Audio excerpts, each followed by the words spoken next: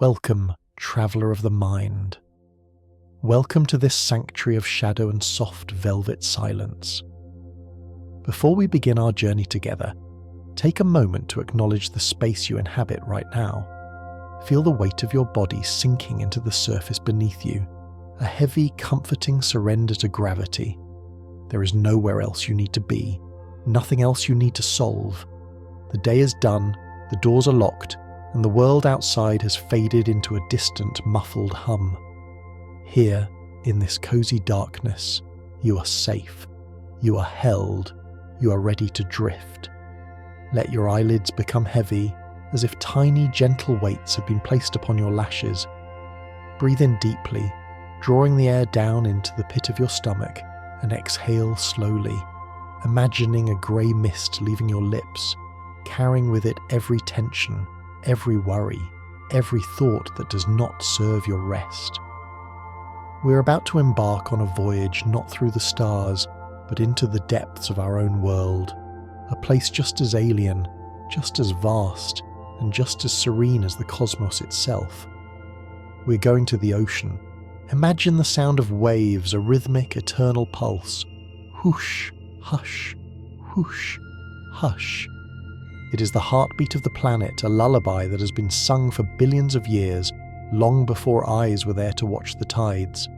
Tonight, we will float through the history, the mystery, and the majestic science of the deep blue. We will drift from the sun-drenched surface to the midnight zones where light has never touched. We will witness the slow dance of nature in its most fluid form.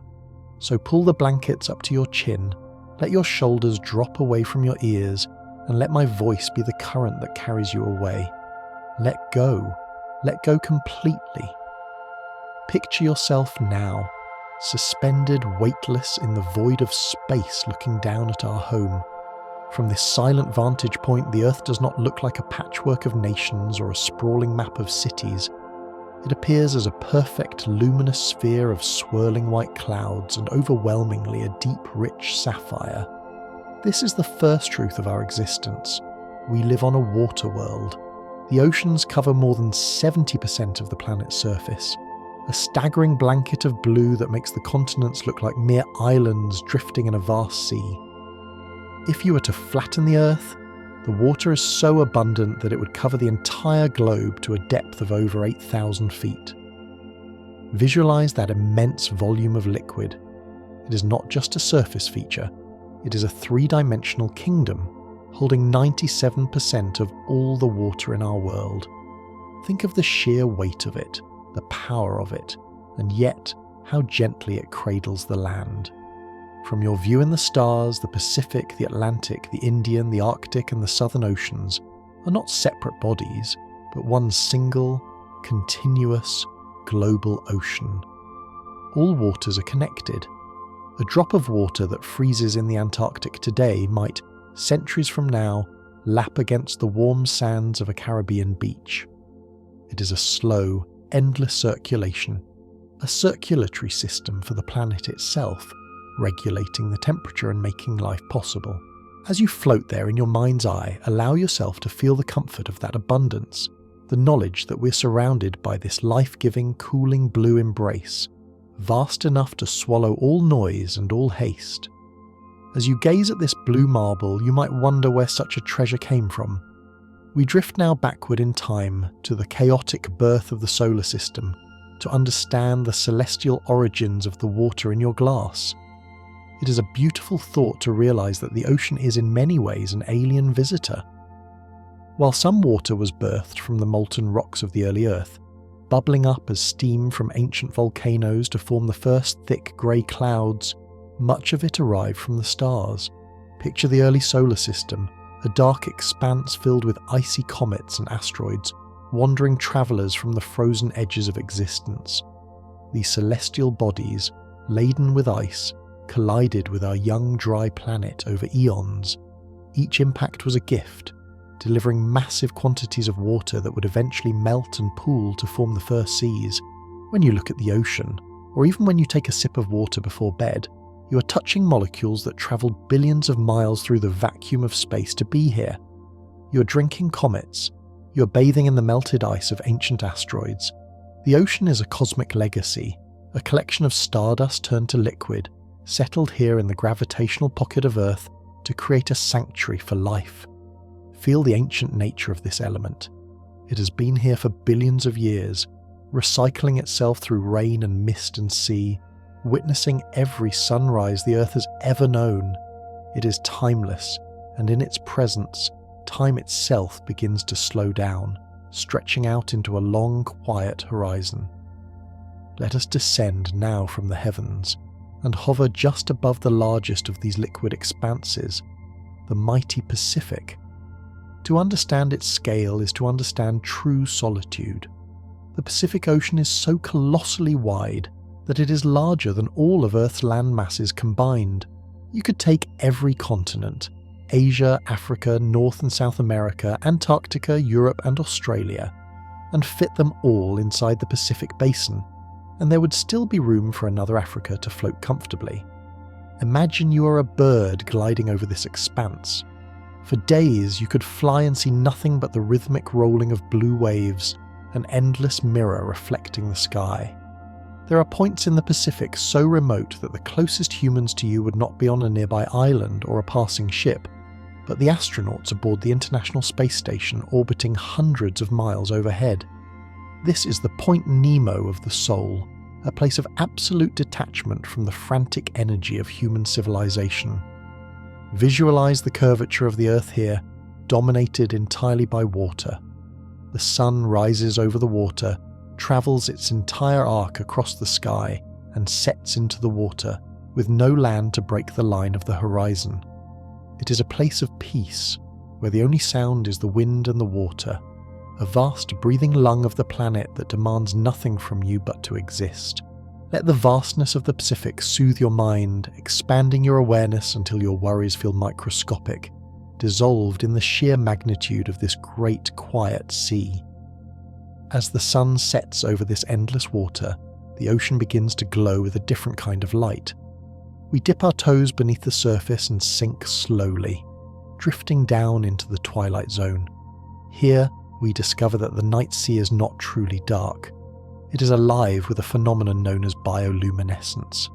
In the deep ocean, where the sun's rays struggle to reach, thousands of creatures have evolved the ability to create their own light. Picture yourself floating in this cool, dark water. Suddenly a spark ignites in the gloom, a flash of neon blue, a pulse of green. It is a chemical reaction within a living thing, cold fire produced to signal, to hunt, or to hide. Tiny plankton, when disturbed by a current, flare up like underwater fireflies, creating trailing ribbons of light that mimic the stars above. Jellyfish drift by, their transparent bells pulsing with rhythmic rainbow-coloured waves of luminescence. It is a galaxy inverted. The deeper you go, the more the darkness is punctuated by these living lanterns. Some creatures use light to vanish, glowing on their bellies to match the faint light from above so predators cannot see their silhouette. Others dangle glowing lures in the abyss. Imagine the tranquility of this light show, a silent, slow-motion display of fireworks that generates no heat and no sound.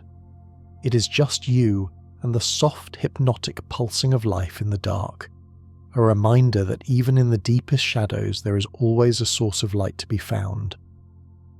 We continue our descent, drifting deeper until we see the landscape that lies beneath the water. We often think of the ocean floor as a flat, sandy plain, but hidden beneath the waves is the longest mountain range on Earth, a majestic spine of the world known as the mid-ocean ridge. It winds its way around the globe like the seam on a baseball, stretching for 40,000 miles, 4 times longer than the Andes, the Rockies and the Himalayas combined. Visualize this underwater architecture. Towering peaks of basalt rise from the darkness, jagged and majestic, unseen by human eyes. Deep valleys cut through the crust where the planet is pulling itself apart. Here, in the crushing depths, the Earth is being born anew. Molten rock from deep within the mantle rises slowly to fill the gaps, cooling instantly upon contact with the frigid seawater to form new ocean floor.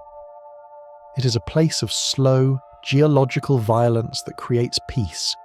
The spreading of the seafloor pushes the continents apart mere inches per year at the same speed your fingernails grow. Imagine the silence of these mountains. There is no wind to erode them, no rain to wear them down. They stand in eternal stillness, shrouded in absolute blackness, a secret monument to the power of the planet. Float over these peaks in your mind, feeling the grandeur of a world that exists entirely without our witness, solid, enduring, and timeless. Past the mountains, the floor drops away entirely. We have reached the edge of the abyss, the Hadal zone named after the kingdom of the underworld. We are hovering over the Mariana Trench, a crescent-shaped scar in the Earth's crust. This is the deepest point on our planet. Specifically, the Challenger Deep plunges nearly 7 miles down. If you were to place Mount Everest into this trench, its summit would still be covered by over a mile of water. Let your mind sink into this depth. Down here, the water pressure is immense, a crushing weight that is equivalent to an elephant standing on your thumb. But do not feel fear. Feel it as a heavy, weighted blanket, a pressure that holds everything together. In this place, there is no sunlight. The temperature hovers just above freezing. It is a world of eternal calm, storms that rage on the surface, hurricanes that churn the waves above. None of that reaches here. The water in the trench is still, undisturbed for centuries. It is the ultimate sanctuary of silence. Life here moves slowly, adapted to the dark and the pressure. Amphipods and snailfish drift sluggishly, pale ghosts in the machine of the ocean. To be here is to be in the womb of the world, protected by miles of insulating water, far removed from the noise and chaos of the surface. Let yourself sink to the bottom, resting in the soft, silken sediment of the deep, wrapped in the most profound quiet Earth has to offer. From the deepest depths, we allow our spirits to rise, lighter than air, bubbling up toward the sunlit surface once more. We break the surface and take a deep, cleansing breath. As you inhale, consider the origin of that air. We often look to the forests, the rainforests and the taigras as the lungs of the earth. But the true breath of the world comes from the ocean. Drifting in the upper layers of the sea are billions upon billions of microscopic organisms called phytoplankton. They're invisible to the naked eye, drifting aimlessly with the currents, yet together they form a vast green living pasture that spans the globe. Like plants on land, they feast on sunlight. Through photosynthesis, they absorb carbon dioxide and release oxygen. It is estimated that between 50 and 80% of the oxygen in our atmosphere is produced by these tiny ocean wanderers. That means that every second breath you take, every other time your chest rises and falls in sleep, comes from the sea. Visualize these vast blooms of green swirling in the blue water, visible even from space as great artistic swirls. They are the silent workers, the engines of life, pumping fresh air into the sky for us to breathe. Feel the connection between your lungs and the waves. With every inhale, you're drawing in the gift of the ocean. With every exhale, you're feeding the cycle. The ocean is not just water. It is the very air that keeps you alive, a constant rhythmic partner in your existence. Drifting with the phytoplankton, we find ourselves carried by warm currents to the shallow, sun-drenched waters of the tropics. Below us, a kaleidoscope of colour emerges from the sandy bottom. We are floating over a coral reef, often called the rainforest of the sea. But unlike a forest of trees, this structure is built by animals. The Great Barrier Reef, the largest living structure on Earth, is so massive it can be seen from the moon, a ribbon of turquoise and teal stretching over 1,000 miles. Imagine the texture of this world. The coral polyps, tiny soft-bodied creatures related to jellyfish, extract calcium from the water to build hard limestone skeletons, layer upon layer, generation upon generation. It is a city built of bone and stone, growing continuously but so slowly that it seems frozen in time. Picture the colours: brain corals in mustard yellow, fans of gorgonian in rusty red waving gently in the current, staghorn corals tipping in neon blue. Fish dart through the crevices like flashes of quicksilver, clownfish, parrotfish, angelfish. Despite the activity, there is a harmonious rhythm here. The crackle of shrimp, the crunch of parrotfish biting the rock, the swish of fins. It is a bustling metropolis, but one without angst. Everything has its place. Everything moves in a cycle of symbiosis. The anemone protects the fish feeds the anemone. It is a perfect self-sustaining loop. Float over this garden of stone and life, admiring the slow architectural patience of the coral, building a masterpiece 1 millimeter at a time. We leave the vibrant colours of the reef and swim out past the continental shelf, where the floor drops away into the deep once more. Here, in the open water, we witness a phenomenon that sounds like winter, but is the fuel of the abyss. It is called marine snow. In the upper ocean, life is abundant, but in the deep, food is scarce. So, the deep relies on a ceaseless, gentle rain of organic matter falling from above. Visualize this scene in the pitch black of the mid-ocean. You're floating in the void, and all around you, white flakes are drifting down, soft and silent as a winter snowfall in a quiet forest. This snow is composed of the remnants of life from the surface, plankton, dust, sand, and other organic debris, clumping together and sinking.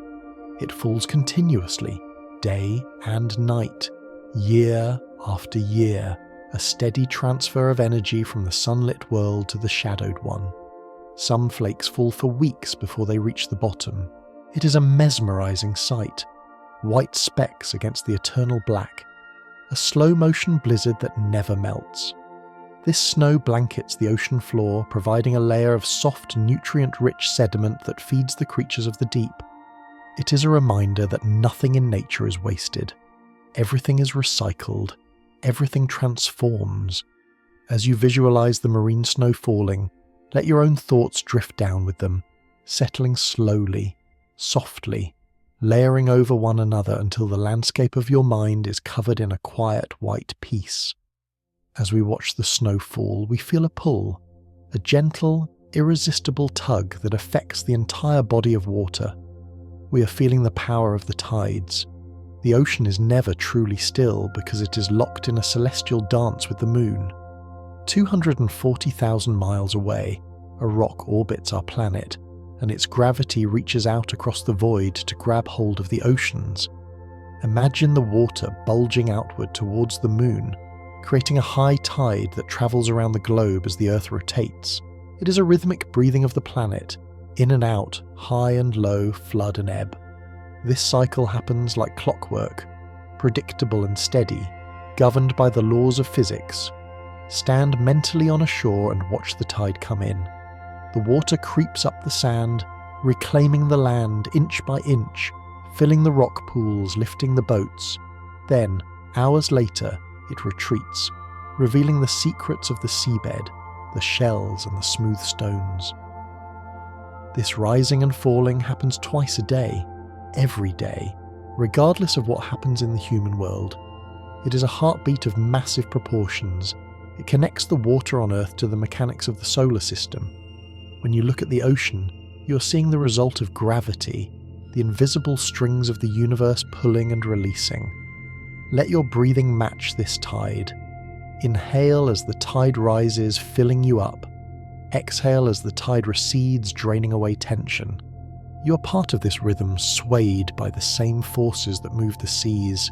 From the rhythmic pulse of the tides, we allow our awareness to drift deeper, past the shifting sands of the shoreline and into the vast open veins of the planet.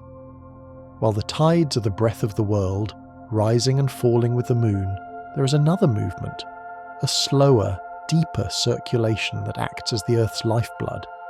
This is the global conveyor belt, a continuous winding loop of deep ocean currents that connects every ocean on Earth into a single, unified system.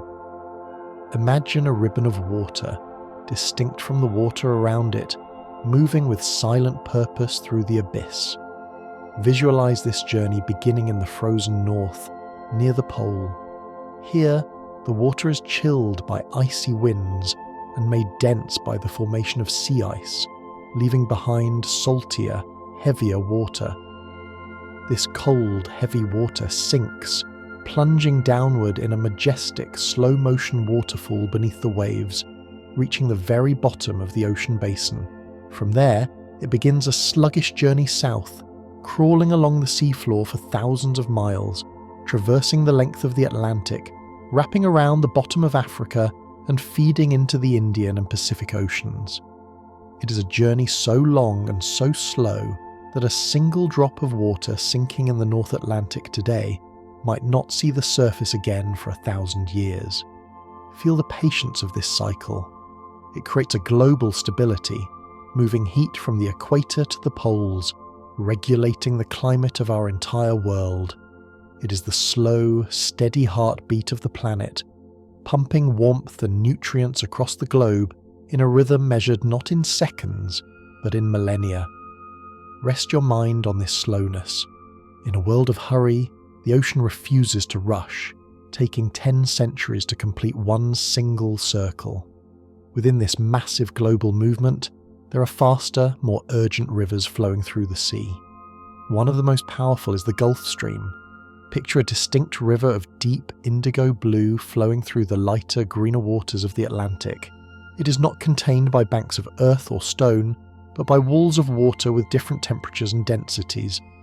This current is a powerhouse, transporting more water than all the rivers on land combined, more than the Amazon, the Nile, the Mississippi, all flowing together. Imagine floating in this current. It is warm, heated by the tropical sun of the Caribbean, carrying that thermal energy northward like a massive liquid heating system. As it travels up the coast of North America and arches across the ocean toward Europe, it releases its heat into the atmosphere. This is why places that should be frozen in winter remain mild. The ocean is gifting them its warmth. Mariners in centuries past spoke of the Gulf Stream as a river in the ocean, noting that the water was physically higher in the center of the stream than on the edges. If you were to drift within it, you would be carried at a speed of several miles per hour, effortlessly sweeping past the stagnant waters outside its flow. It is a reminder of the dynamic energy contained within the blue serenity. Even when the ocean looks calm from the shore, there are highways of energy moving beneath the surface, a constant, fluid redistribution of the sun's fire across the skin of the world. As we consider the mechanics of these currents, we must taste the essence of the ocean itself. Salt. It is the defining flavour of the sea, the sharp brine tang that hangs in the coastal air. But visualise for a moment where this salt comes from. The ocean is salty because it is the final resting place for the tears of the mountains. For billions of years, rain has fallen on the continents. Rainwater, slightly acidic from the carbon dioxide in the air, erodes the rocks, dissolving mineral salts and washing them into streams and rivers. Follow that journey in your mind's eye. A mineral ion locked in a granite peak is released by a storm, carried down a rushing mountain creek, into a widening river, and finally out into the sea. Once there, the water may eventually evaporate to become rain again, but the salt remains behind. Over eons, this accumulation has turned the oceans into a solution that is perfectly dense, perfectly buoyant. Imagine floating in this saline embrace. The salt increases the density of the water, making it easier for you to float, holding you up with less effort on your part. In some places, like the enclosed seas, the salt is so concentrated that you cannot sink even if you try. You simply bob on the surface like a cork. This salinity is not just a flavour, it is the conductor of electricity, the enabler of life, and the reason the ocean currents move the way they do. It is the ancient residue of the land, dissolved and cradled in the arms of the water. Now, let us shift our senses from the tactile to the auditory. We tend to think of the underwater world as a place of silence, the silent world as it was once called. But if you were to sink your head beneath the surface, you would discover that the ocean is a symphony of sound. Water is a far superior conductor of sound than air. On land, sound waves struggle against the thin atmosphere, dissipating quickly over distance. But underwater, molecules are packed tightly together, allowing sound to travel nearly 5 times faster and much, much farther. Visualize a sound being made in the ocean. A click, a whistle, a rumble. It does not fade, it shoots through the water with startling clarity. A diver can hear the crunch of a parrotfish biting coral from 100 feet away. The engines of a ship can be heard long before the vessel appears on the horizon. The ocean is filled with the clicks of shrimp, the grunts of fish, the shifting of stones. It is a sensory envelope where hearing becomes 360-degree awareness. Because sound travels so efficiently, you don't just hear it with your ears, you feel it. A loud sound underwater resonates in your lungs, in your bones. It is a physical sensation, a vibration that passes through you as if you are part of the water itself. In this fluid medium, you are connected to everything around you through the physics of acoustics, immersed in a soundscape that creates a sense of intimacy with the deep. This acoustic property creates one of the most magical phenomena on Earth, the SOFAR channel. Deep within the ocean, at a specific depth determined by temperature and pressure, there exists a layer of water that acts as a natural waveguide, a cosmic pipeline for sound. Sound waves that enter this channel get trapped, bouncing up and down within the layer but never escaping to the surface or the bottom. Imagine this channel as a hidden highway of noise wrapping around the globe. A sound generated in this channel can travel for thousands of miles without losing its energy.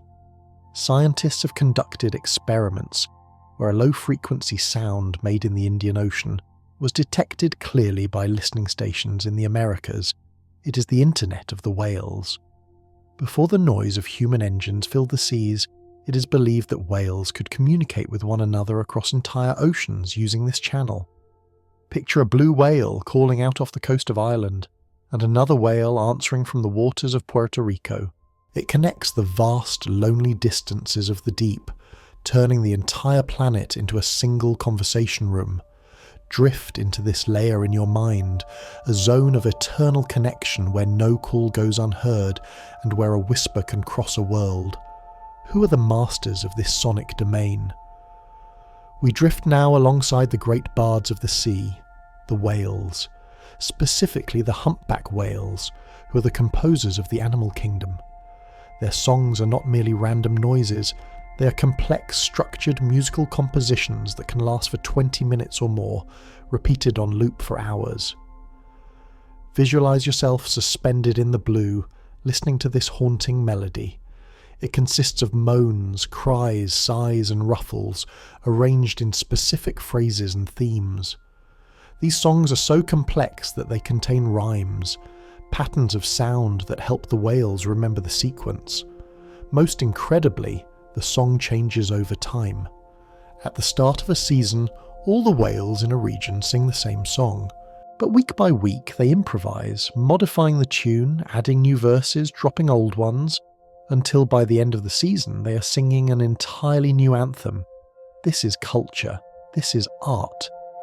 If a whale travels from the Pacific to the Indian Ocean, it brings its song with it, and the local whales will listen and learn the new tune, a cultural revolution spreading across the waves.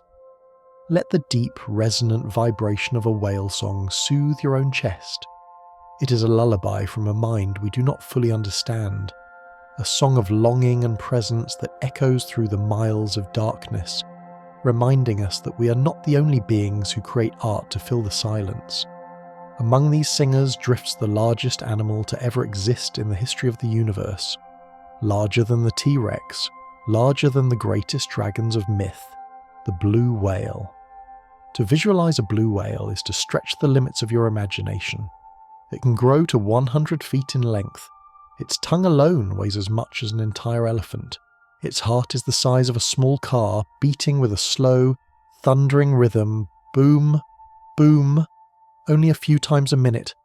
Picture this gentle giant gliding past you.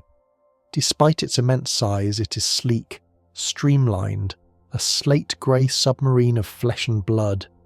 It moves with a grace that defies gravity, propelled by a tail flukes 20 feet wide. When it breathes, the spray from its blowhole shoots 3 stories into the air. Yet, this colossus feeds on the smallest of things, tiny shrimp-like krill.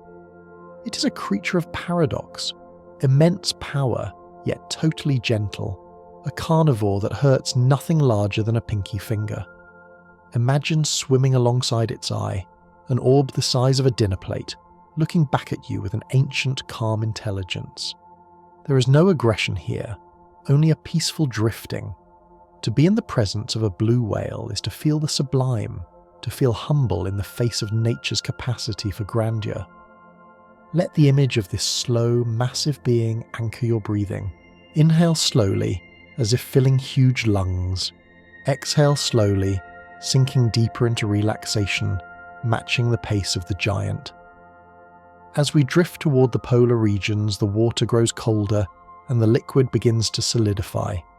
We encounter the icebergs, the white wandering castles of the sea. These are not merely frozen water, they are fragments of time, broken off from glaciers that were formed thousands of years ago. When you see an iceberg, you are looking at snow that fell before the Roman Empire rose, compressed into ice so hard it shimmers with a blue internal light. Visualize the texture of an iceberg. Above the water, it might look like a jagged mountain, a white cliff sculpted by the wind. But the old saying is true, what you see is only 10%. Beneath the surface, the iceberg expands into a massive ghostly hull, 9 times larger than the top. Drift down and look at this underwater cathedral of ice. It is smooth, dimpled like a golf ball from the uneven melting, glowing with a turquoise luminescence. As it melts, it releases tiny bubbles of ancient atmosphere, air trapped millennia ago, making a fizzy, popping sound known as Berg Seltzer. These ice giants are mobile. They drift on the currents, carrying fresh water into the salt sea, slowly returning to the liquid state from which they came. They are monuments to transience, beautiful temporary sculptures carved by the sun and the sea, drifting silently until they dissolve back into the whole. Why is this world so blue? As we sink away from the ice, we contemplate the colour that surrounds us. The ocean is not blue simply because it reflects the sky. It is blue because of the way water interacts with light. Sunlight contains all the colours of the rainbow: red, orange, yellow, green, blue, indigo, violet. But water acts as a filter. Visualise the light penetrating the surface. The first colours to be absorbed are the reds and oranges. If you were to cut your finger 30 feet underwater, the blood would not look red. It would look almost black or dark green, because there is no red light down there to reflect it. As we go deeper, the yellows fade, then the greens. The last colour to remain, the one that travels deepest and scatters most effectively, is blue. That is why the ocean feels like a sapphire womb. It is the colour of the deep. Eventually, even the blue fades. Below a few hundred meters, we enter the twilight zone, where the blue deepens into a rich, heavy indigo, and finally into absolute black. This gradient of blue is the visual signature of depth. It is a soothing, cool colour, one that lowers the heart rate and calms the mind. Bathe your thoughts in this spectrum.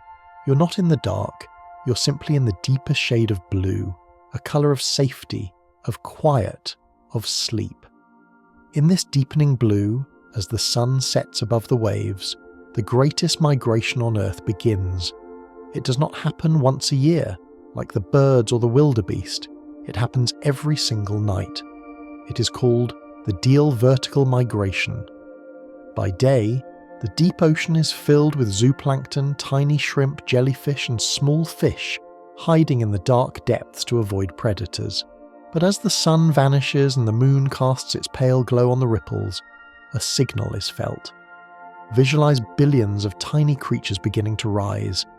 Like a living carpet lifting from the floor, they swim upward, covering hundreds of meters, ascending toward the surface to feed on the algae under the cover of darkness. It is a silent, massive commute, a pulsing rhythm of life moving up and down. They feast in the moonlight, safe from the eyes of hunters who need the sun. Then, as the first rays of dawn touch the eastern horizon, they turn and sink back down into the shadows to rest. This is the heartbeat of the ocean's hunger and sleep. It happens every night, a secret elevator of life. Feel yourself sinking with this rhythm. The day is for activity, for the surface. The night is for the deep, for the slow descent into the comforting dark. Just as the plankton sink down to the safety of the depths when the sun rises, you're now sinking down into the safety of sleep as the day ends. You're part of this vertical drift, heavy, slow, and peaceful.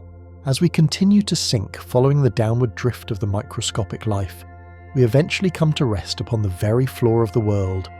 We have reached the abyssal plains.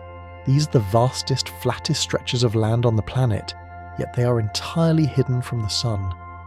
Visualize a landscape that extends for thousands of miles, a seamless expanse of grey-brown sediment, soft as velvet and undisturbed by the passage of time.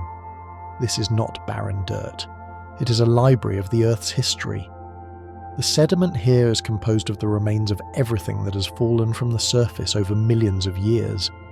The dust from ancient meteors, the microscopic shells of plankton, the clay washed off continents before humans walked upright. Imagine standing on this plain. It is flatter than the flattest wheat field in Kansas, stretching out into the eternal dark. The silence here is absolute. The water pressure is immense, but because it is uniform, it feels like a heavy grounding embrace. It is a place of stillness so profound that if you were to trace your finger through the silt, that line might remain there for a century. In this deep solitude, time loses its meaning.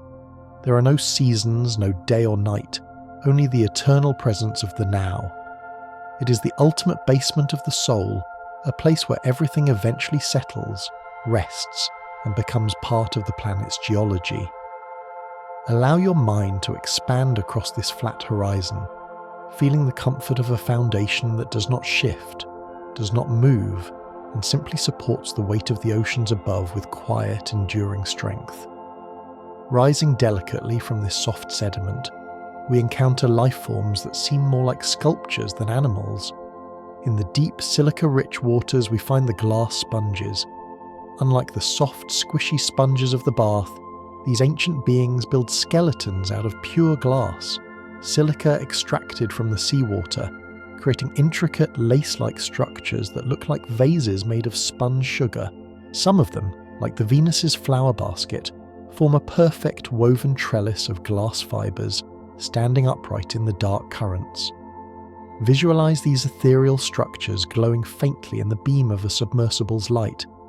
They are ghostly white, fragile in appearance yet incredibly strong, able to withstand the crushing pressure of the deep. They do not move, they simply stand there, filtering the water, living for centuries. Some glass sponges found in the East China Sea are estimated to be over 11,000 years old. They have been filtering the same water since the end of the last ice age, silent witnesses to the history of humanity happening miles above their heads. To look at a glass sponge is to look at time frozen in crystal. Imagine the patience required to build a body of glass, molecule by molecule in the total darkness. They are the meditation masters of the deep, teaching us that beauty can exist without an audience. That one can be fragile and enduring all at once. Let your breath become as slow and steady as the life of a glass sponge, existing in a state of suspended, peaceful animation. As we move across the dark plains, the temperature begins to shift. We are approaching a rupture in the floor, a place where the fire of the inner earth meets the ice of the deep ocean.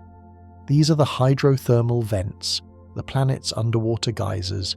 Here, seawater seeps down into cracks in the crust, is superheated by the magma beneath, and shoots back up, laden with minerals from deep within the mantle. Picture these towering chimneys of rock, often called black smokers, billowing out clouds of dark, mineral-rich water that looks like smoke. But this is not smoke, it is life-giving heat.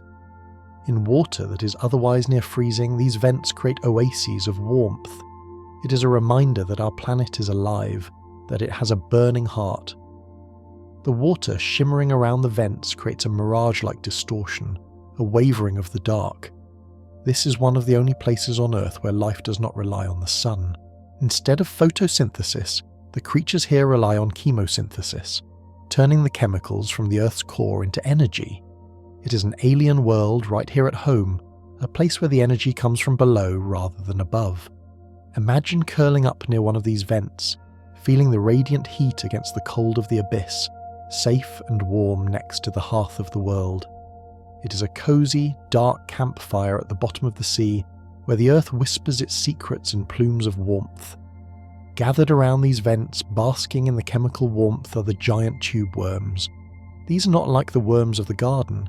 They are elegant, alien structures, growing up to 8 feet tall. They live inside tough white tubes made of chitin, the same material as a crab shell, which act as their protective homes. From the top of the tube, a brilliant, feathery plume of bright red emerges, waving gently in the warm currents. Visualize a forest of these white tubes, swaying like tall reeds in a slow wind. The red plumes are actually gills, filled with blood, absorbing the oxygen and the minerals from the vent water. These creatures have no mouths and no stomachs. They exist in perfect symbiosis with bacteria living inside them, which convert the chemicals into food. They never need to hunt, never need to graze. They simply exist, fed by the earth itself. They grow in dense clusters, creating a bustling neighbourhood in the void. There is a sense of community here in the dark, a huddle of life clinging to the warmth. Picture the contrast of the stark white tubes and the vivid red plumes against the absolute blackness of the deep ocean. It is a splash of colour in a monochrome world, a testament to life's ability to flourish in the most unexpected places. Let yourself feel that sense of being provided for, of having everything you need delivered to you, just as the current brings life to the tube worm. Drifting away from the heat, back into the open, cold waters of the deep, we notice that the animals here have changed. In the extreme depths, a phenomenon known as deep-sea gigantism takes hold. Because food is scarce and the temperatures are stable and cold, metabolism slows down and lifespans stretch out. Animals grow larger and live longer than their shallow water cousins. Imagine encountering a giant isopod. On land, its relative is the tiny pillbug or roly-poly you might find in a garden, no bigger than a fingernail. But here, in the bathypelagic zone, the isopod grows to the size of a football. It is covered in pale lilac-coloured armour, moving with agonising slowness across the sediment. Or picture the colossal squid, drifting in the blackness, its eyes the size of basketballs to catch the faintest glimmer of light. These giants move in slow motion, floating rather than swimming, conserving every ounce of energy. They are not monsters, they are marvels of efficiency. In a world without time, there is no need to rush, so they simply grow. They are the ancient guardians of the deep, heavy, and slow. Visualize the feeling of being one of these large, drifting beings. Your movements are languid, your heart beats slowly, and your body feels heavy and relaxed, fully supported by the dense water around you. There is no urgency here, only a slow, rhythmic existence in the cool dark. Our journey takes us now from the flat plains to a rising slope. Out of the darkness, a mountain emerges. This is a seamount, an underwater volcano that rose from the floor but never grew tall enough to break the surface. There are tens of thousands of these hidden peaks scattered across the ocean, lonely mountains shrouded in water. Climb this mountain in your mind. As the currents sweep across the abyssal plain and hit the side of the seamount, they are forced upward. This process, called upwelling, brings nutrient-rich cold water from the deep up toward the summit. Because of this, the seamount becomes an oasis of life in the open ocean. While the surrounding water might be empty, the slopes of the seamount are a riot of colour. Deep-sea corals in shades of pink, gold and bamboo white cling to the rocky cliffs. Sponges and sea fans wave in the accelerated current, Schools of orange ruffy and deep-water sharks gather here to feed in the nutrient-rich flow. It is a bustling island that no human eye can see from the surface. Imagine sitting on the peak of this underwater Everest, surrounded by the silent swirling of fish, anchored to the rock while the current rushes past you. It is a place of abundance and strength. A stone tower standing firm against the flow, gathering life to its sides. Feel that stability, the grounding power of the mountain beneath you, holding you up in the vastness of the blue. We follow the upwelling water as it rises, lighter and warmer, until we see the sun breaking through the surface once again. We find ourselves near a rocky coastline, where the water is cold, clear and green. We have entered the cathedral of the sea, the kelp forests. Visualize towering stalks of giant kelp, anchored fast to the rocky bottom, stretching up over 100 feet toward the sunlight. These are not trees, but giant algae growing with ferocious speed. Some can grow 2 feet in a single day. The fronds are golden brown, translucent like stained glass. As the sunlight filters down from the surface, it passes through these amber blades, casting shifting patterns of light and shadow on the seafloor below. It is like walking through an underwater redwood forest in late afternoon. The water here is constantly moving, swaying the entire forest back and forth in a hypnotic rhythmic dance. Swish, sway, swish, sway. To be here is to be cradled by the movement of the ocean. The kelp dampens the waves, creating a calm, sheltered sanctuary within the stalks. Imagine weaving yourself through these soft, slippery ribbons, feeling the coolness of the water and the mesmerizing play of light. It is a vertical world, a golden corridor connecting the seabed to the sky, where you can hide and rest in the dappled shade. Resting on the surface of this forest, wrapped in the floating canopy of the kelp, is perhaps the most relaxed creature in the ocean, the sea otter. These animals have mastered the art of cozy living. Because they live in cold water but lack the blubber of whales, they possess the densest fur of any animal on Earth, up to 1 million hairs per square inch, trapping a layer of warm air against their skin so they never truly get wet. Picture a sea otter floating on its back, bobbing gently in the swell. To keep from drifting away while they sleep, they wrap themselves in the strands of kelp, using the plant as a natural anchor. They create a secure bed out of the ocean itself. Often, they float together in groups called rafts. To stay connected, they will hold hands or paws while they sleep, forming a chain of fuzzy, floating sleepers rising and falling with the breathing of the sea.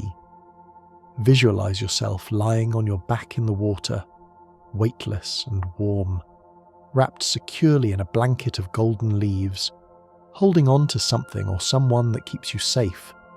You're looking up at the blue sky, feeling the gentle rock of the ocean, completely insulated from the cold, completely at peace. It is the ultimate image of trust.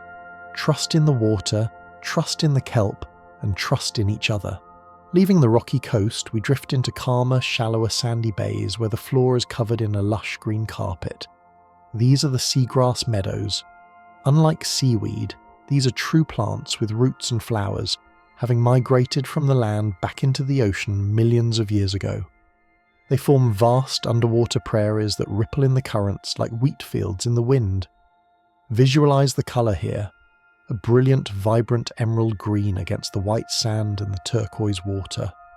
The sunlight dances on the blades of grass, creating a sparkling, serene atmosphere. These meadows are the lungs of the coast, absorbing massive amounts of carbon and releasing streams of tiny silver oxygen bubbles that cling to the leaves like pearls. It is a silent, sun-drenched pasture. Drifting through this grass is the dugong, or sea cow, a gentle giant that grazes slowly, peacefully munching on the green ribbons. The water here is shallow and warm, a stark contrast to the deep abyss we left behind. It feels like a sunny afternoon in a garden, quiet and safe. Imagine lying down in this soft underwater grass, watching the bubbles rise, feeling the gentle tug of the tide combing through the blades, It is a place of simplicity and growth, a green sanctuary where the ocean floor breathes. Gliding over these meadows, casting a slow-moving shadow on the grass, is an ancient mariner, the sea turtle. Whether it is a green turtle or the massive leatherback, these creatures are the embodiment of endurance. They have swum these oceans since the time of the dinosaurs, witnessing the rise and fall of continents. Visualize the way a sea turtle moves. It does not frantically paddle, it flies. Its front flippers are like wings, beating in slow, deliberate strokes. Sweep, glide, sweep, glide. Between strokes, it soars through the water with effortless grace, carried by its own momentum. Its shell is a heavy, protective dome, a mobile home that shields it from the world. A sea turtle can slow its heartbeat down dramatically to stay underwater for hours, resting on the bottom or tucked into a reef. But the most beautiful fact about them is their internal compass. A female turtle, after travelling thousands of miles across the open ocean for decades, will return to the exact same stretch of sand where she was born to lay her eggs. She's guided by the magnetic field of the Earth, a connection to the planet that leads her home with unerring accuracy. Imagine possessing that deep, instinctual knowledge of where you belong. Imagine the feeling of gliding weightlessly, protected by your shell, knowing that no matter how far you travel, you always know the way home. Let that certainty settle into your bones as you drift along with the ancient flying turtle. Guided by that same invisible magnetic thread that pulls the turtle home, we drift now into a region of the ocean that defies the standard definition of a sea. We are entering the Sargasso Sea. It is unique among all the bodies of water on Earth because it has no shores. It does not crash against rock or sand. It is bounded only by currents. The Gulf Stream to the west, the North Atlantic Current to the north, the Canary Current to the east, and the North Equatorial Current to the south create a massive, slow-rotating oval, a gyre that traps the water in a perpetual lazy spin. Visualize this golden rainforest of the open ocean. Floating on the surface are vast mats of sargassum, a type of seaweed that is not rooted to the floor, but lives its entire life drifting under the sun. It is a brilliant mustard yellow and deep ochre against the profound cobalt blue of the Atlantic. These mats form floating islands, sometimes miles wide, creating a sanctuary in the void. It is a place of legendary stillness. The winds often die down here, leaving the water as smooth as a pane of glass, reflecting the clouds with perfect clarity. In the days of sail, ships would sit becalmed here for weeks, waiting for a breath of air. For you, there is no waiting, only resting. Imagine lying on one of these thick golden rafts supported by the buoyancy of the weed and the water, baking gently in the warmth. It is a nursery for the ocean. Baby turtles, exhausted from their swim, hide here in the tangle, finding food and safety. It is a silent, suspended world, a sea within a sea, where the only movement is the slow, circular drift of the current, turning the wheel of the ocean forever. Peering closely into the tangled amber branches of the sargassum, we discover a creature that seems to have stepped out of a fairy tale, the seahorse. Specifically, the sargassum fish, or the lined seahorse, masters of camouflage who disappear into the background. But let us focus on the seahorse's unique way of being. In a world where most creatures are built for speed, streamlined torpedoes of muscle, the seahorse is built for patience. Visualize its posture. It swims upright, vertical, a knight in armor drifting through the water column. It moves not by thrashing a powerful tail, but by the rapid fluttering of a tiny dorsal fin on its back, humming like a hummingbird's wing. It is not going anywhere fast, and it does not need to. Its tail is prehensile, like a monkey's, designed for holding on. Imagine the sensation of that anchor. When the current picks up, the seahorse simply curls its tail around a stalk of seagrass or a piece of coral, locking itself in place. It tethers itself to the world, letting the water rush by while it remains secure. This is a creature of deep fidelity. Many seahorses pair for life. Every morning the male and female meet to dance, changing colour to greet one another, twining their tails together, spiralling upward in a water ballet before separating for the day's feeding. Picture yourself holding on to that sense of security, anchored firmly against the flow of life, swaying gently but never swept away, held by a bond of love and a tail of bone. Dropping down from the floating weed to the colourful reefs below, our eyes adjust to the microscopic details of the seafloor. Here, crawling slowly across the sponges and the rocks, are the jewels of the ocean, the nudibranchs. These are sea slugs, but the name does them a disservice. They are perhaps the most colourful animals on the planet, painted in neon pinks, electric blues, fiery oranges and acid greens. Visualise a creature no bigger than your thumb, yet wearing a coat of many colours that rivals a stained glass window. Nudibranch means naked gill, referring to the feathery flower-like plumes on their backs that they use to breathe. They breathe through their beauty. Some look like ruffled lettuce leaves made of silk. Others look like dragons with spikes of blue fire. They move with a deliberate gliding slowness, unbothered by the chaos of the reef. They do not hide. Their colours are a warning that they are toxic, allowing them to graze in the open without fear. Imagine shrinking down to their size, wandering through a forest of coral that towers like skyscrapers. To a nudibranch, a single brain coral is a mountain range, and a patch of sand is a desert. They remind us to look for the small things, the tiny pockets of brilliance that exist right under our noses. Focus on a single patch of colour, a vibrant violet spot on a field of white, and let that colour fill your mind, crowding out the grey of the day. As we watch the colours of the nudibranch, a shadow passes over the sand. It is a cuttlefish, a relative of the squid and octopus hovering like a spacecraft. But the cuttlefish does not just have colour, it is colour. Its skin is a living screen containing millions of pigment sacs called chromatophores. These sacs are attached to tiny muscles. When the cuttlefish flexes these muscles, the sacs expand, flooding the skin with colour. When they relax, the colour vanishes. Visualise this pulsating display. The cuttlefish is not just matching its background to hide, it is communicating. Waves of dark brown and white stripes ripple down its back like interference on a TV screen. It can create moving patterns of clouds, flowing ripples, or sudden flashes of red. It is thinking in colour. It is said that they use these displays to hypnotise their prey, creating a mesmerising light show that stuns small crabs into stillness. Imagine the sensation of having your emotions and thoughts visible on your skin, flowing effortlessly from one state to another. There is no barrier between the inner self and the outer world. Watch the rhythmic pulsing of the cuttlefish's skin, dark, light, and let your own breath synchronise with this visual metronome.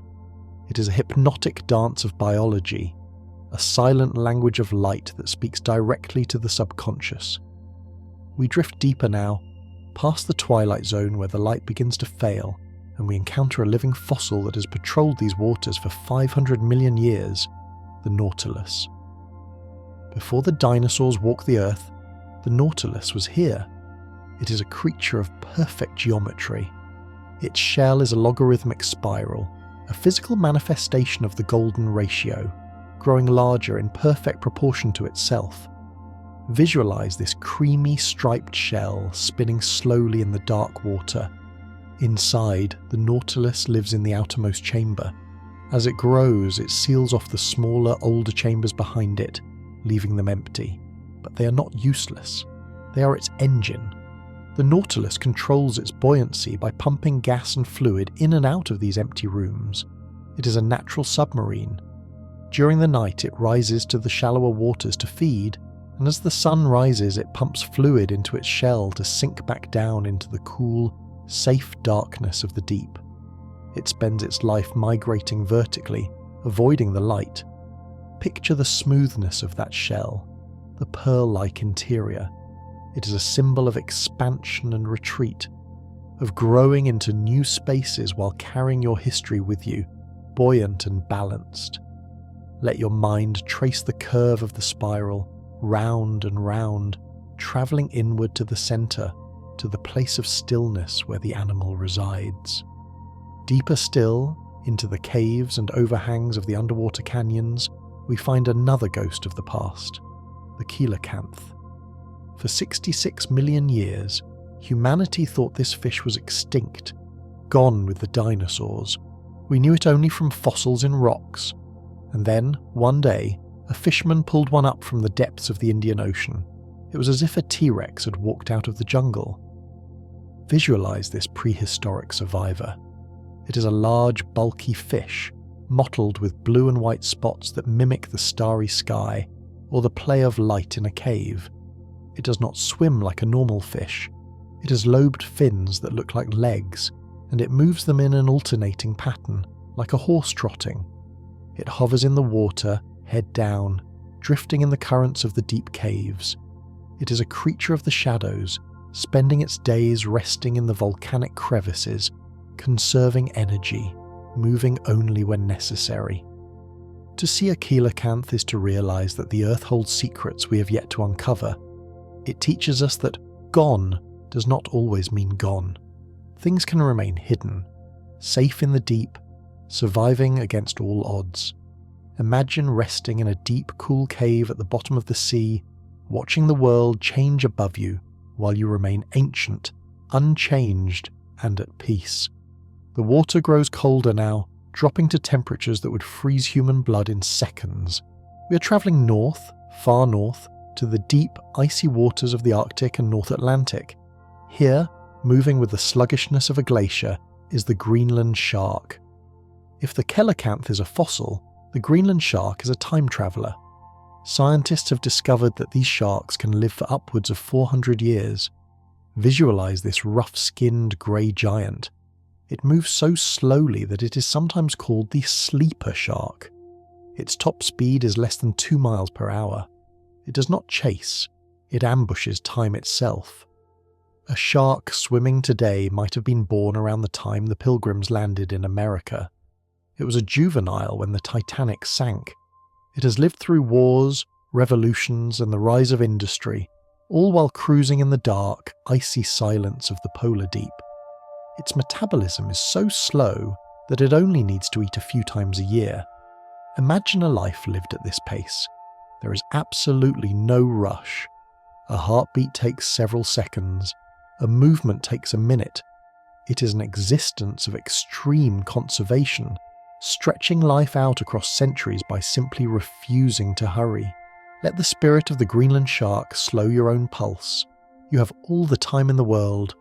The centuries are long and the ocean is wide. There is nothing to do but drift.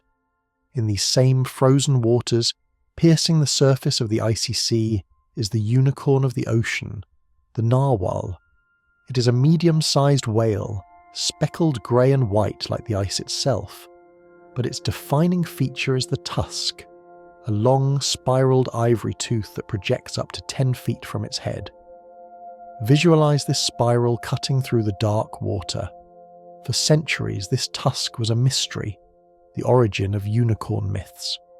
But we now know it is not a weapon, it is a sensory organ. The tusk is filled with millions of nerve endings, unprotected by enamel. It can sense the salinity of the water, the temperature, the pressure, and even the particle density. It is an antenna, allowing the narwhal to feel the ocean in high definition. When two narwhals meet, they sometimes cross tusks, a gentle rubbing known as tusking. It is thought that they are sharing information, communicating the state of the water they have travelled through. Imagine possessing a sense so keen that you can feel the chemistry of the world around you. The narwhal lives in the cracks of the sea ice, navigating a labyrinth of frozen white with this sensitive wand. Picture the silence of the Arctic, broken only by the soft exhale of the narwhal and the gentle splash of its tusk breaking the surface, a quiet magic in the freezing mist. Above the narwhal, the ocean's surface hardens. We are at the interface of water and ice. This is the realm of the sea ice. It is not like the freshwater ice in your freezer. It is a complex, porous material. When the ocean freezes, it expels the salt, creating a pure crystal lattice. Visualize the formation of this ice. It begins as fragile ice, a soup of tiny crystals shimmering on the surface like grease. Then, it clumps into pancake ice, round, floating pads with raised edges that bump gently against one another. Thud, thud, thud. Finally, the pancakes merge into a solid sheet, a vast white plain that locks the ocean in stillness. Underneath the ice, the expelled salt forms a super salty brine that sinks rapidly. As this brine freezes the water around it, it forms a brinacle, a hollow finger of ice growing downward from the surface toward the seafloor. It looks like a crystalline stalactite growing in real time. The underwater landscape is an inverted world of white canyons and ice caves, glowing with a soft blue filtered light. It is the quietest place on Earth. The ice acts as a sound damper, muffling the wind and the waves. To be under the ice is to be in a soundproof room, a sanctuary of muffled blue light. Feel the coolness, the solidity of the ceiling above you, a shield of white protecting the waters below. We travel south now, leaving the ice behind, returning to the open water where the weather meets the waves. The sky darkens, heavy with clouds, and the rain begins to fall. But we're not looking at the rain. We're feeling it from below. We're submerged just inches beneath the surface, looking up at the ceiling of the world as the droplets strike. Visualize the underside of the ocean surface. It looks like a mirror of mercury. As each raindrop hits the water, it does not just merge, it creates a tiny explosion, a crater that pushes the surface down before rebounding. From below, it looks like 1,000 tiny hammers striking a silver drum. Patter, patter, shh. The sound of rain underwater is a rich white noise, a crackling static that drowns out everything else. It is a texture of sound that wraps around you. The fresh water of the rain mixes with the salt water of the sea, creating a temporary blurry layer of mixing. If you look up, you see the impact rings expanding, a chaotic, beautiful mosaic of disturbance that never reaches the deep. Down here, you're safe from the storm. You can hear the rain, you can see its energy, but you're not wet, you're not cold, and you're not buffeted by the wind. You're held in the calm embrace of the water, watching the storm play out on the roof above you, a distant drummer lulling you into a deeper, heavier sleep. From the shelter of the deep, listening to the rain drumming on the surface, we allow our awareness to wash up onto the shore. Here, scattered among the pebbles and the shells, lies a testament to the ocean's patience: sea glass. These are not stones, but fragments of human history, bottles, jars, and windows that were once discarded into the waves. At first, they were sharp, jagged, and dangerous, but the ocean took them in. Visualize the journey of a single piece of glass. For decades, it has been tumbled in the surf, rolled over and over by the tides, rubbed against the sand and the stone. Tumble, roll, smooth, soften. The relentless motion of the water has physically worn away the sharp edges, frosting the surface until it looks like a gem. It is a process of soft erosion. The ocean does not break the glass, it perfects it. It turns a shard of trash into a jewel of teal, amber, or frosty white. Imagine holding a piece of sea glass in your palm. It feels cool, smooth, and heavy, its transparency clouded by 1,000,000 tiny scratches, a record of its long interaction with the sea. It is a reminder that the rough edges of our own lives can be smoothed down by time and flow. Nothing sharp can last forever in the ocean. Eventually, everything becomes soft, rounded, and safe to hold. Let your mind be like that piece of glass, allowing the waves of sleep to tumble you gently, washing away the sharp corners of the day until only the smooth, quiet core remains. As we stand on this imaginary shore holding the frosted glass, we look out toward the horizon where the sea meets the sky. The sun is beginning to dip below the waterline, a blazing orb of orange extinguishing itself in the cooling blue.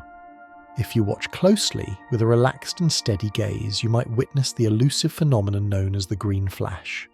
visualize the very last second of the sunset. The upper rim of the sun is a thin arc of gold. Just as it slips beneath the waves, the atmosphere acts as a prism, bending the light. The red and orange wavelengths disappear first, absorbed by the thick air and water vapour. For a fraction of a heartbeat, the only light that reaches your eye is a brilliant emerald green. It is a spark of pure colour, a silent wink from the cosmos before the twilight takes over. It happens so quickly that many believe it is a myth, but it is real, a momentary alignment of physics and beauty. It signals the true end of the day. The flash is gone as soon as it appears, leaving a purple afterimage on your eyelids. It is the ocean saying good night. Let that flash of green signify a permission to switch off. The sun has gone, the watch is ended, the colours are fading into the monochrome comfort of the night, and the world is ready to sleep. Turning away from the horizon, we slip back beneath the waves, diving deeper than we have gone before, to the cold waters between Iceland and Greenland. Here, hidden in the deep, is a feature that defies logic, an underwater waterfall. We tend to think of waterfalls as features of the land, water falling through air. But in the Denmark Strait, water falls through water. Visualize a massive underwater cliff, rising 10,000 feet from the ocean floor. Cold, dense water from the Arctic flows southward, meeting the warmer, lighter water of the Atlantic. Because the Arctic water is freezing and salty, it is much heavier. When it hits the cliff, it plummets.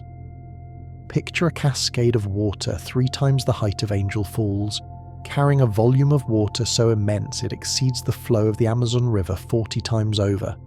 It creates a silent, heavy downdraft, a river of cold sinking into the deep.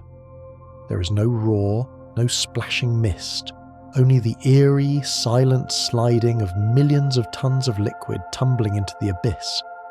If you were a fish caught in this current, you would simply feel a gentle, irresistible pull downward, a slide into the dark.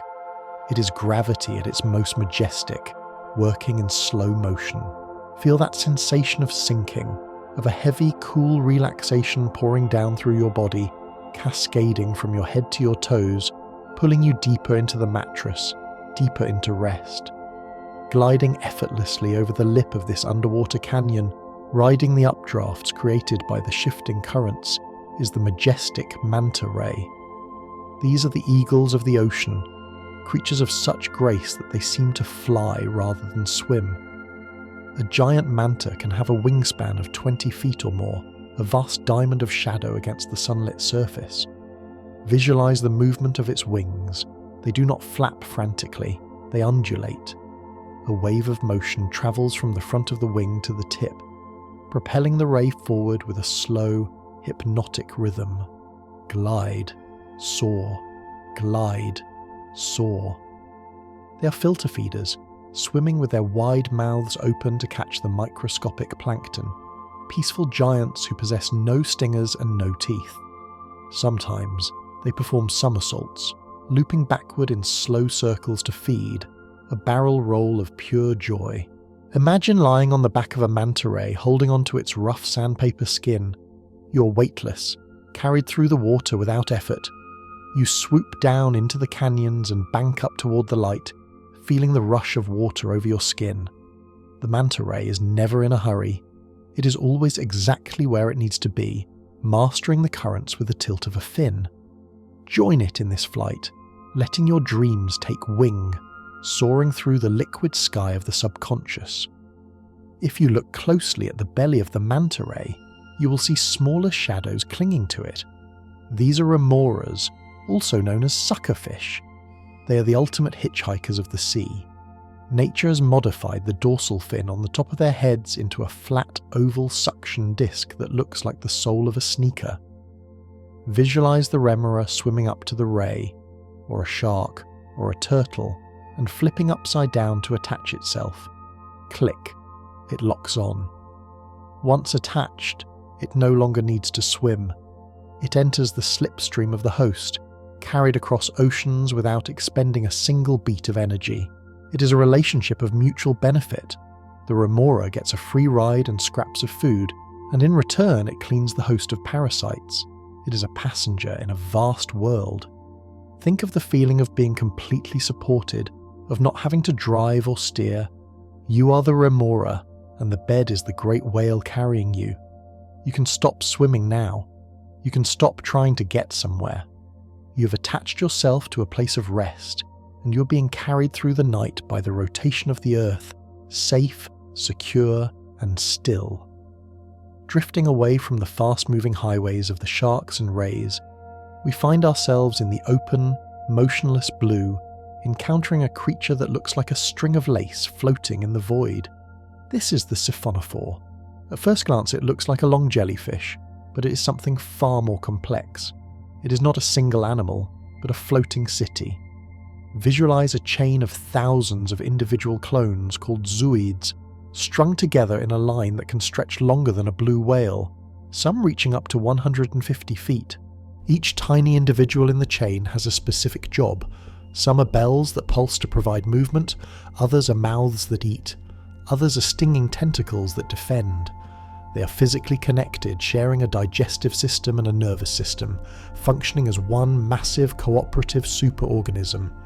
They are so delicate that they would break apart in a net, yet here in the calm deep, they drift in perfect unity.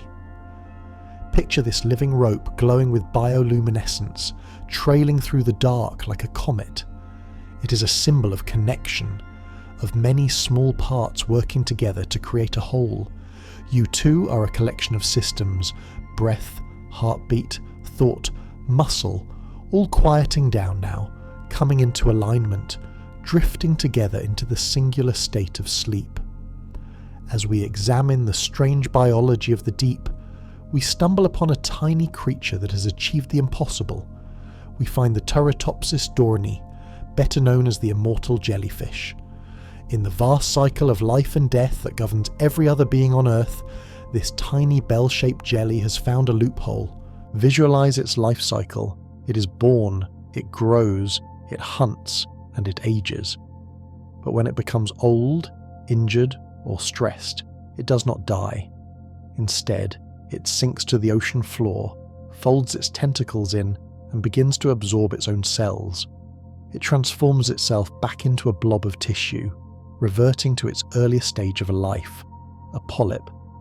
It essentially turns from a butterfly back into a caterpillar. From this polyp, new jellyfish bud off, genetically identical to the original. It is the same individual, born again. It can do this over and over, theoretically forever. It is a creature that can hit the reset button on its own existence. Imagine the relief of that biology. No end, only a fresh beginning, a constant loop of renewal. As you lie here, imagine that sleep is your own version of this cycle. You're dissolving the stress of the day, sinking down to the bottom to reset.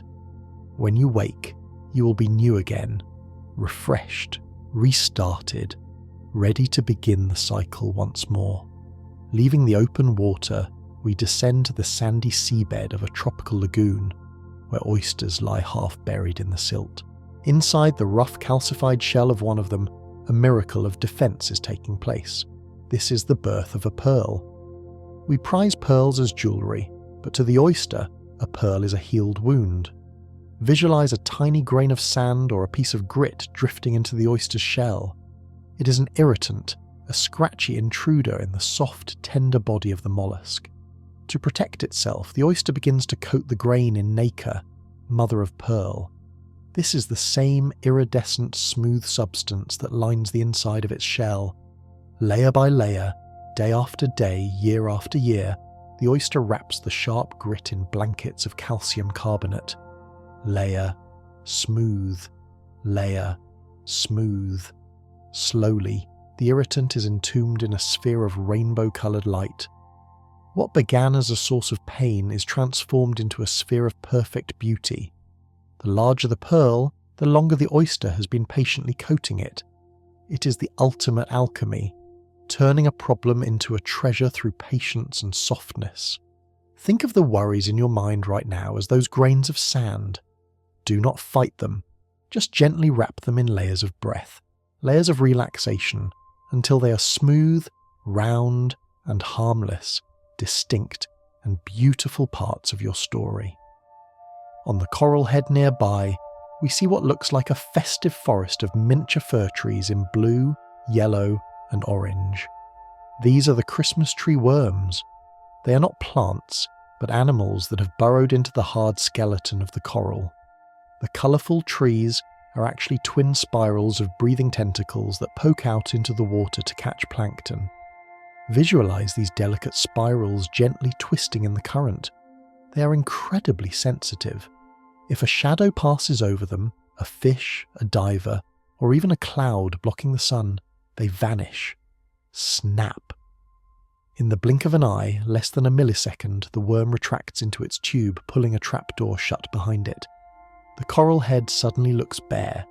Then, as the danger passes and the water calms, they slowly, cautiously unfurl again. Peak, spiral, bloom. It is a game of hide and seek that has played out for millions of years. It is a lesson in boundaries. When the world is too much, it is okay to pull inward, to retreat into your safe, hard shell and close the door. You can stay there as long as you need, and when you are ready, when the water is calm, you can unfurl again. Right now, it is time to retract. Pull your energy in, close the door to the outside world, and rest in your safe, quiet tunnel. We pull our perspective back now, zooming out from the worm, out from the reef, until we are looking at the entire blue marble of Earth spinning in space. We watch the oceans dragging across the surface of the planet, and we realise a profound truth of physics. The ocean is giving us the gift of time. This is the concept of tidal friction. Visualise the massive bulges of water we call tides, held in place by the moon while the Earth rotates beneath them. As the seabed scrapes against this massive weight of water, it creates friction. This friction acts as a brake, very slowly grinding against the rotation of the planet. Because of the ocean's drag, the Earth's spin is slowing down. It is imperceptible to us in the moment, but it is real. Billions of years ago, a day on Earth was only 6 hours long. Today, thanks to the ocean pulling back on the land, we have 24 hours. The sea is lengthening our days, stretching out our time, slowing the frantic spin of the world. Every wave that crashes, every tide that pulls, is a tiny hand gently pressing against the spinning globe, saying, "Slow down, slow down." The ocean is the reason you have this long, dark night to rest. It has fought against the momentum of the universe to buy you these quiet hours. Accept this gift. Feel the rotation of the Earth slowing down in your mind, the brakes applied, the speed decreasing, until you are drifting in a long, suspended, timeless now. As the planet's rotation gently decelerates, held in the check of the tides, a specific frequency is generated that resonates deep within the human mind. We call it the sound of the surf, but scientifically, it is known as pink noise. Unlike white noise, which is static and harsh, pink noise has a power spectrum that is inversely proportional to its frequency. This means the lower, deeper sounds are louder and more powerful, while the higher, sharper sounds are softer. Visualize the audio wave of the ocean. It is a fractal structure, meaning the pattern of a breaking wave looks the same whether you zoom in on a tiny ripple or zoom out to a massive swell. This mathematical consistency is something your brain recognizes instantly. When you stand on a beach or listen to a recording of the sea, your brain does not need to process the sound as information. It is not speech. It is not a car horn. It is not a threat. It is a non-threatening signal. Because the rhythm mimics the beating of the human heart and the flow of blood in the womb, your nervous system automatically downshifts. The ocean is literally a massive liquid lullaby generator. It masks the sharp, jarring noises of the world, filling the acoustic space with a thick velvet blanket of sound. Allow that shh, shh sound to wash through your auditory cortex now, smoothing out the jagged spikes of your thoughts, replacing them with a consistent, rolling hum that tells your primitive brain, "You're safe, you can power down." This crashing water does not just create sound, it creates the sky. As the waves crash against the shore and the wind whips the whitecaps in the open sea, billions of tiny bubbles burst. Pop, pop, pop. These bursting bubbles eject microscopic droplets of seawater into the atmosphere, a phenomenon known as sea spray aerosols. Visualize these invisible particles drifting upward, carried by the thermal currents. As the water evaporates from the droplet, it leaves behind a tiny crystal of salt and organic matter. These crystals become the seeds of the clouds.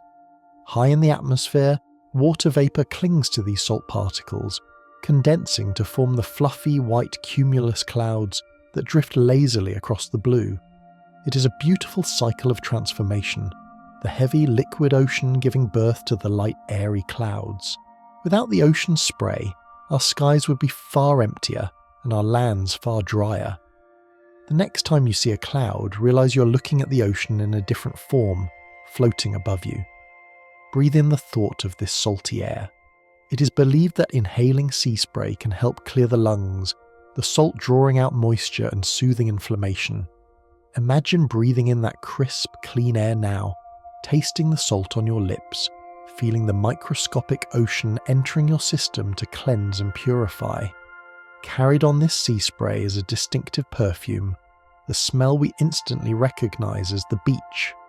That sulphurous, tangy, fresh scent is not just salt water. It is a chemical signal produced by the smallest life forms. It is called dimethyl sulfide, or DMS.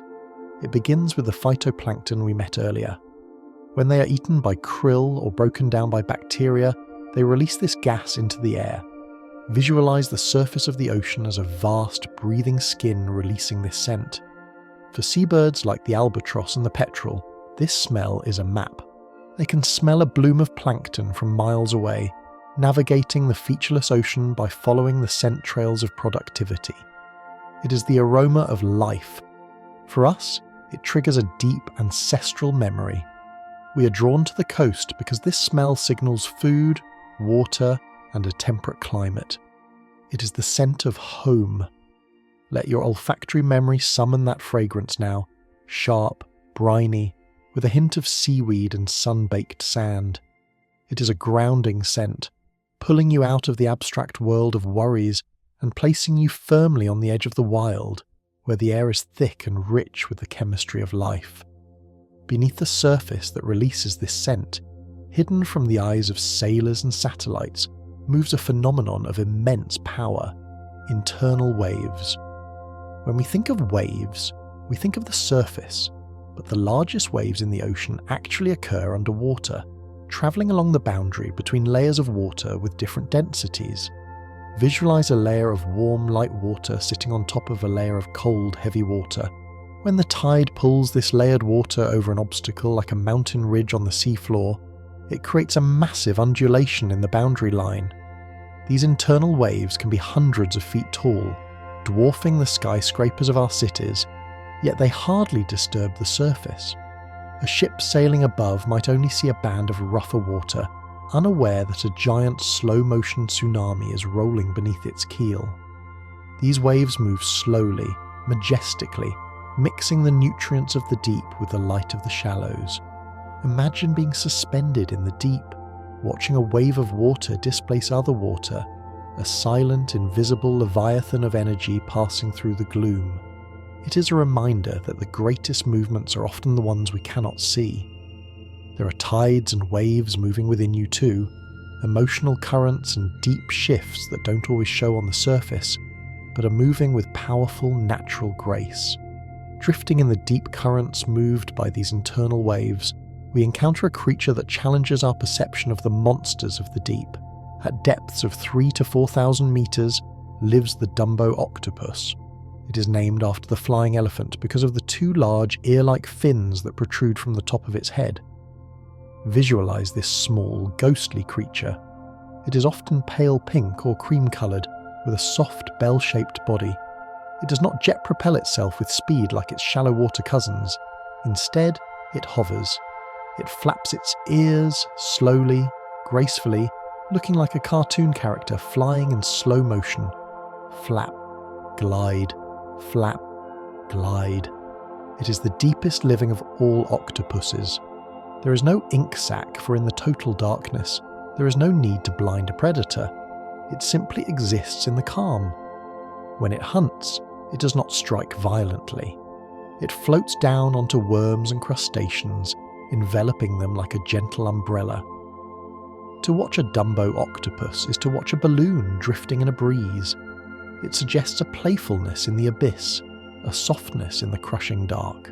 Imagine yourself as this creature, hovering effortlessly in the void, using the slightest of movements to navigate, cute, calm, and completely at home in the deepest part of the world. Sharing this deep, dark habitat is another misnamed creature, the vampire squid. Its scientific name, Vampiroteuthis infernalis, means vampire squid from hell, but this is a dramatic exaggeration for a gentle scavenger. It is not a hunter, it is a collector. Visualize a creature the colour of deep burgundy or rust red, wrapped in a velvety cloak of skin connecting its arms. It lives in the oxygen minimum zone, a layer of the ocean where oxygen is so low that most other predators cannot survive. It has found a sanctuary in the suffocation. Instead of sucking blood, it eats marine snow, the drifting flakes of detritus we watched earlier. It extends two long thread-like filaments, sticky as spider webs, to catch the falling dust of the ocean. When threatened, it does not bite, does not. Instead, it pulls its cloak up over its head, turning itself inside out to reveal a spiny, but soft, underside, making it look like a prickly pineapple. If that doesn't work, it releases a cloud of glowing, bioluminescent mucus, a dazzling display of light to confuse the intruder while it swims away into the gloom. It is a master of non-violent resistance, a recluse that just wants to be left alone to eat its snow in peace. Feel the safety of that solitude, the ability to wrap yourself in your own cloak and drift in the quiet, low-energy zones where nothing troubles you. In this environment where food is scarce, death becomes a giver of life. We approach now a whale fall. When a great whale reaches the end of its life, its massive body sinks, drifting down for miles until it rests on the abyssal plain. This is not an end, but a beginning. Visualize the grey hull of the whale emerging from the darkness of the sediment. In the desert of the deep sea, this arrival is equivalent to a sudden oasis. For the next 50 to 100 years, this single site will support a complex ecosystem. First come the scavengers, hagfish and sleeper sharks, who consume the soft tissue. Then come the smaller invertebrates. Finally, specialized bacteria cover the bones, feeding on the oils within. It is a slow, reverent dismantling. A single whale fall provides as much food as the deep sea floor usually receives in 2,000 years. It creates a pop-up city in the dark. New species have been discovered here that exist nowhere else. It is a poignant reminder of the cycle of energy. Nothing is lost. The energy gathered by the whale in the sunlit surface waters is gifted to the dark, sustaining life for decades after the heart has stopped beating. View this not with sadness, but with a sense of contribution. Even in rest, even in stillness, you are part of a greater nourishment, a vital piece of the world's continuity. We follow the nutrients from the deep as they are upwelled back to the coasts, arriving at the edge of the land where the salt meets the soil. Here, standing on stilt-like roots, are the mangroves. These are the only trees in the world that can tolerate the high salinity of the ocean. Visualize a forest that walks on water. The roots of the red mangrove arch out from the trunk high above the waterline, plunging into the mud like the legs of a spider or the arches of a cathedral. These prop roots hold the tree steady against the shifting tides and the battering of hurricanes. They create a tangled wooden labyrinth beneath the surface. This tangle is a nursery. Baby sharks, tiny barracudas, and juvenile snapper hide among the wooden bars, safe from the large predators of the open reef. The water here is tea-coloured, rich with tannins from falling leaves. It is a quiet, secret place. The roots also trap sediment, stopping the soil from washing away, actually building new land over time. They are the guardians of the coastline. Imagine weaving yourself into this root system, holding on tight. The water flows past, but you are anchored. You are the filter, the protector, standing strong in the salt, turning the chaos of the tide into a calm, sheltered sanctuary for the small and the vulnerable. Scuttling among the mangrove roots, in the mud flats revealed by the retreating tide, is the fiddler crab. These small creatures are the timekeepers of the intertidal zone. The males are easily recognized by their asymmetry. One claw is tiny, used for eating, while the other is enormous, often larger than the crab's entire body. Visualize the choreography of the mudflat. Thousands of these crabs emerge from their burrows as the tide goes out. In unison, the males lift their giant claws and wave them in a circular motion. Lift, wave, down, lift, wave, down. It looks like they are playing a violin, hence the name. They are signaling to females and warning off rivals, but the effect is a synchronized crowd wave. If the tide turns and the water begins to rise, they retreat into their burrows, plugging the entrance with a ball of mud to create a watertight pocket of air. They wait out the flood in their dry, safe bunkers. It is a life lived in rhythm with the water, emergence and retreat, activity and rest. Watch the rhythmic waving of the golden claw in the sunlight, a hypnotic metronome keeping time with the schedule of the sea. In the sandy burrows nearby, a more intimate partnership is taking place, a roommate agreement between two very different species, the goby and the pistol shrimp. The pistol shrimp is a master excavator, capable of digging and maintaining a perfect tunnel in the sand. However, the shrimp is nearly blind. The goby fish, on the other hand, has excellent eyesight but cannot dig. Visualize them together at the entrance of their shared home. The shrimp is busy bulldozing sand, pushing debris out of the tunnel. The goby hovers just above the opening, acting as the sentry, watching for danger. Here is the magic. The shrimp keeps one long antenna constantly touching the goby's tail. It is a tactile lifeline. As long as the goby is calm, the shrimp knows it is safe to work. If the goby sees a predator, it flicks its tail, a distinct vibration that sends a signal, "Hide!" Instantly, they both dart into the burrow. When the coast is clear, the goby emerges first and the shrimp follows, antenna reaching out to make contact again. It is a relationship built entirely on trust and touch. Touch, safety. Touch, safety. Imagine the comfort of that connection, the feeling of having a guardian watching over you while you do your work, or being the eyes for someone else. You're never alone. There is always a signal, a touch in the dark that says, "I am here, we are safe." That sense of trust, of a tactile signal in the dark, expands across the reef, creating entire zones devoted to care and restoration. We drift now to a specific coral head, a bustling hub known as a cleaning station. This is the spa of the underwater world. Here, the normal rules of predator and prey are suspended in favour of hygiene and relief. Visualize a large grouper or a moray eel, animals that could easily swallow smaller creatures whole, drifting into this station and opening their mouths wide. They do not snap, they wait. Out from the crevices step the cleaner shrimp. These distinct crustaceans are painted with bold red and white stripes, waving their long white antennae like signal flags to announce their services. They fearlessly climb onto the skin of the waiting giants, even stepping inside their cavernous mouths. With delicate, tiny pincers, they pick away parasites, dead skin, and bacteria. Pick, clean, soothe. It is a mutually beneficial ritual. The fish gets relief from the itch and irritation of pests. The shrimp gets a meal. Imagine the sensation of this grooming. It is a gentle, rhythmic tickling, a lifting of burdens from your skin. The fish hover in a trance-like state, fins relaxed, colours often darkening in pleasure. It is a moment of absolute surrender, allowing another being to take care of you, to smooth away the rough patches. Let yourself float in that mental state of being cared for, the feeling of gentle hands or tiny claws working away the tension, leaving you polished, clean, and renewed. Leaving the busy reef, we ascend toward the open, sun-drenched surface to meet a creature that has elevated the act of doing nothing to an art form. We encounter the ocean sunfish, or mola mola. It is the heaviest bony fish in the world, a creature that looks like a giant flattened disc, or a fish head with a tail attached, often weighing as much as a car.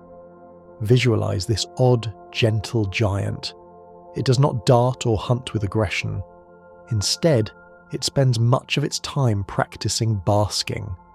The sunfish turns onto its side, presenting its massive flat body to the surface of the water, floating like a discarded dinner plate. It does this to warm up after deep dives, absorbing the solar energy into its grey, rough skin. Drifting alongside a sunfish is like drifting alongside a living raft. It is so placid that seabirds will sometimes land on it as it floats, pecking parasites off its skin. It accepts this with the stoicism of a stone. Its movement is a clumsy, sculling motion of its top and bottom fins, unhurried and awkward, yet effective enough to travel the world. Imagine the feeling of being a sunfish, simply lying flat on the surface of the universe, letting the sun warm your back, letting the birds and the water tend to you, with absolutely nowhere to go and no shape to maintain other than a circle of peace. From the sunlit open water, we drift toward the temperate coasts of southern Australia, entering the swaying forests of kelp and seagrass. Here, hiding in plain sight, is the master of illusion, the leafy sea dragon. Unlike the chameleon or the cuttlefish that change their colours, the sea dragon has changed its very shape to become the landscape. Visualise a creature that is not built of muscle and scale, but of leaf and weed. All over its body, protruding from its spine, its chin and its tail, are long leaf-shaped appendages. These are not used for swimming. They are purely for decoration, for dissolving the outline of the animal. It looks exactly like a piece of drifting seaweed, and it moves like one too. The sea dragon does not swim in a straight line. It rocks back and forth, mimicking the motion of vegetation surging in the swell. Sway left, sway right. It gives itself over entirely to the rhythm of the water. Predators look right at it and see only a plant. To exist as a leafy sea dragon is to let go of the ego, to let go of the self, and to become one with your surroundings. You're not in the ocean, you're the movement of the ocean. Feel yourself dissolving into the bed, your edges blurring until you are indistinguishable from the soft, swaying comfort of the world around you. Drifting on the currents that sweep out from the coast, we find ourselves surrounded by tiny glittering jewels that seem to be falling upward. These are the sea butterflies, or Thecosomata. They are actually tiny marine snails, but they have abandoned the heavy dragging foot of their land cousins and evolved two delicate wing-like lobes. Visualize a creature no larger than a lentil encased in a shell as transparent and fragile as blown glass. Inside, its body is a soft pink or orange. It beats its wings, flutter, flutter, glide, flying through the water column just as a moth flies through the air. They exist in millions, a vast flock of microscopic angels. When they stop flapping, they create a mucus web to catch food, hanging suspended in the blue like a paratrooper. They are the definition of delicacy. Despite their fragility, they are a foundational pillar of the ocean's food web, feeding everything from krill to whales. Watch their erratic, gentle flight in your mind's eye. They do not fight the water, they dance with it. They are quiet, weightless, and beautiful, reminding us that even the smallest, most fragile things can navigate the vast depths with grace. Let your thoughts become as light as a sea butterfly, fluttering softly before settling down into the calm. We follow the slow descent of the sea butterflies down to the sandy slopes of a tropical seabed. The floor here looks like it is covered in a field of tall, swaying grass. But as we get closer, the grass has eyes. These are the spotted garden eels. Visualize a colony of hundreds of these slender, pencil-thin eels. They bury their tails deep into the sand, cementing a burrow with mucus, and then rise vertically into the water column. They never leave their holes. They simply stretch up, facing the current to catch drifting plankton. They sway in unison, a synchronized meadow of living question marks. If the current shifts, they all rotate together. It is a mesmerizing display of collective harmony. But here is the most relaxing part: their retreat. If a shadow passes, they do not panic. They simply sink. Zip, zip, zip. They slide backward into their burrows, vanishing into the sand as if they were never there. Then, as peace returns, they slowly rise again. Stretch, sway. It is a lesson in fluidity. You do not need to flee, you just need to lower yourself, to retreat into your foundation until the trouble passes. Imagine having a safe sandy burrow where you can simply slide down, tuck yourself in, and wait for the water to clear. Rising from the seabed, we find ourselves travelling inland, entering the mysterious world of the cenotes and blue holes, where the ocean meets fresh groundwater. Here, in the subterranean caves, we witness a visual phenomenon that mimics the haze of a dream, the halocline. Visualize diving into a crystal-clear cave pool. The water at the top is fresh, rain-fed, and perfectly transparent. But as you descend, you hit a layer where the salt water from the ocean seeps in. Salt water is denser than fresh water, so it sits at the bottom. Where these two bodies of water meet, they do not mix instantly. Instead, they create a visible barrier, a shimmering, oily layer of disturbance. As you swim through it, your vision blurs. The light refracts unpredictably, creating swirling patterns like heat rising from a pavement or oil mixing with vinegar. It looks like an underwater river flowing beneath a river. Objects below the line look out of focus, soft and dreamlike. To hang suspended in the halocline is to be in a state of transition, caught between two worlds, the clear reality above and the heavy, salty deep below. It is the physical manifestation of falling asleep, that moment when the sharp edges of the room begin to blur and swirl, dissolving into the heavier, warmer waters of the subconscious. We follow the flow of this water back out to the coast, where the waves churn against the rocks. The energy of the crash transforms the water into something new, sea foam. We often overlook this froth, but it is a complex, beautiful sculpture of air and liquid. Visualize the water agitated by the wind and the surf. The organic matter in the ocean, algae, proteins and fats, acts like a surfactant, a natural soap. It traps air bubbles, stacking them millions deep to create a structure that is solid yet weightless.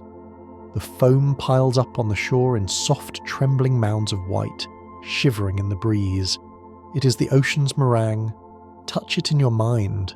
It is cool, soft, and yielding. It pops with a faint, whispering fizz. Shh, pop, shh. It is ephemeral. It exists for a moment, created by turbulence, and then dissolves back into the liquid. It captures the light, glowing with an internal pearlescence, white and cream and pale green. It represents the lightness that can come from chaos. Even after the hardest crash, the result is something soft, aerated, and gentle. Let your mind rest on a pillow of sea foam, sinking into its bubbly, airy softness, feeling the tiny bubbles popping against your skin as tension releases. Drifting away from the shore, out into the deep, open tropical waters, we encounter a creature that uses this idea of unfolding to a magnificent degree. We meet the female blanket octopus. While the male is tiny, the female is a majestic wanderer who carries her own bedding with her. Visualize this cephalopod swimming through the violet water. Tucked between her long arms are expansive sheets of flesh, thin and delicate as silk. When she's relaxed, they trail behind her like a folded scarf. But if she wants to appear larger, or simply drift with more stability, she unfurls them. Suddenly she is not an octopus. She's a billowing cape of iridescent colour. The webs can stretch 6 feet long, shimmering with rainbows of violet, silver and blue. She looks like a superhero flying through the liquid sky, or a dancer swirling a massive dress. This blanket can also be detached to confuse predators, but mostly it is a display of sheer magnitude. Imagine the feeling of unfurling, of releasing the tightness in your shoulders and letting your own blanket spread out around you, taking up space, floating freely, a majestic, trailing presence in the dark water. Sharing these open waters are creatures that look like glass sculptures in motion, the salps. These are not jellyfish, but tunicates, more closely related to us humans than to corals. They are barrel-shaped, gelatinous tubes that move by pumping water through their bodies. Visualize a single salp, perfectly clear, pulsing rhythmically. Contract, relax, contract, relax. This pumping action is one of the most efficient forms of jet propulsion in the animal kingdom, but the true magic happens when they clone themselves. They link together to form massive moving chains, sometimes 50 feet long. These chains can form spirals, wheels, or long snake-like trains. Picture a glowing crystal train moving silently through the abyss. Every individual pulses in harmony with the others. They feed on algae, scrubbing the water clean as they travel. To watch a salp chain is to watch a living conveyor belt of light. They are fragile, composed mostly of water, yet they travel thousands of miles. They remind us of the strength of connection. Feel yourself linking hands with the night, part of a long, quiet chain of breathers, pulsing slowly, drifting together through the dark. We travel now to the ends of the earth, to the frozen seas of the Antarctic winter. Here, the ocean is locked in a ceiling of ice, miles of white silence. But here and there, the ice breaks open to reveal a pool of dark, steaming water. This is a polynya. Visualize this dramatic contrast. All around is the crushing frozen white of the pack ice, but in the centre, kept open by upwelling warm water or fierce winds, is a perfect circle of liquid ocean. In the frigid air, the warmer water gives off a thick, heavy mist, known as sea smoke. It looks like a cauldron of clouds sitting on the water. This hole is vital. It is the breathing blowhole for the entire region. Whales, seals and penguins travel for miles under the ice, holding their breath, aiming for this one sanctuary of air. When they break the surface in the polynya, the sound of their exhale echoes off the ice walls. Whoosh. It is a place of relief, a place where the barrier breaks and the breath returns. Imagine you are swimming under a ceiling of heavy blankets, and suddenly you find an opening, a cool, clear space where you can surface and breathe freely. The sea smoke swirls around you, hiding you from the world, while you rest in the warm water, safe in the embrace of the ice. Resting in the warmth of the polynya, surrounded by the towering cathedral of ice, we become aware of the life teeming just beneath our feet. The water here is not empty, it is a soup of vitality. Floating in these frigid currents is the single largest biomass of any wild animal species on Earth, the Antarctic krill. Visualize a creature no bigger than your little finger, a translucent shrimp-like being with large black eyes, and a body that glows with faint internal bioluminescence. Alone, it is insignificant. But krill do not live alone. They form swarms so massive they can be seen from space, staining the ocean pink and red. Picture a super swarm stretching for miles, a living cloud in the water containing trillions of individuals. Inside the swarm, there is a synchronized intelligence. They move together, turning and undulating like a flock of starlings in the twilight sky. To swim among them is to be immersed in a blizzard of life. They are the fuel of the Antarctic, the energy bar of the ecosystem, converting the microscopic algae of the ice into food for the giants. Imagine the sound of a whale swimming through this swarm, a hush of water as the cloud parts and reforms. There is a comfort in this abundance, a reminder that even in the coldest, harshest waters, life flourishes on a scale that defies comprehension. You're surrounded by this energy, a pink mist of vitality drifting endlessly in the polar current. This vast cloud of life is swept along by the mightiest river on the planet, a current that connects all others. We release our hold on the ice and surrender to the Antarctic circumpolar current. This is the only current on Earth that flows completely around the globe without being stopped by a continent. It is the mix master of the world's oceans. Visualize the sheer momentum of this water. Driven by the fierce westerly winds, it circles Antarctica endlessly, clockwise, chasing its own tail. It carries 130 million cubic meters of water per second, more than 100 times the flow of all the world's rivers combined. Yet, deep down, away from the surface storm, this flow is a consistent, powerful conveyor belt. It isolates the frozen continent, keeping the cold in, protecting the ice. Imagine being a drop of water in this flow. You're on an endless journey, passing the Atlantic, the Indian and the Pacific Oceans, yet never stopping. You're in a state of perpetual orbit around the bottom of the world. There is a deep hypnotic rhythm to this endless circling. It is the wheel of the world turning. Feel that centrifugal force, a gentle, massive power that holds the planet's climate in balance, rocking the cradle of the southern seas in a loop that has no beginning and no end.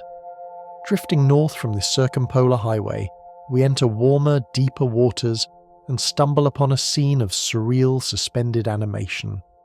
We have found a pod of sperm whales, but they are not swimming. They are sleeping, and they sleep like no other creature on Earth. Vertically. Visualize giant pillars of grey stone hovering in the blue twilight.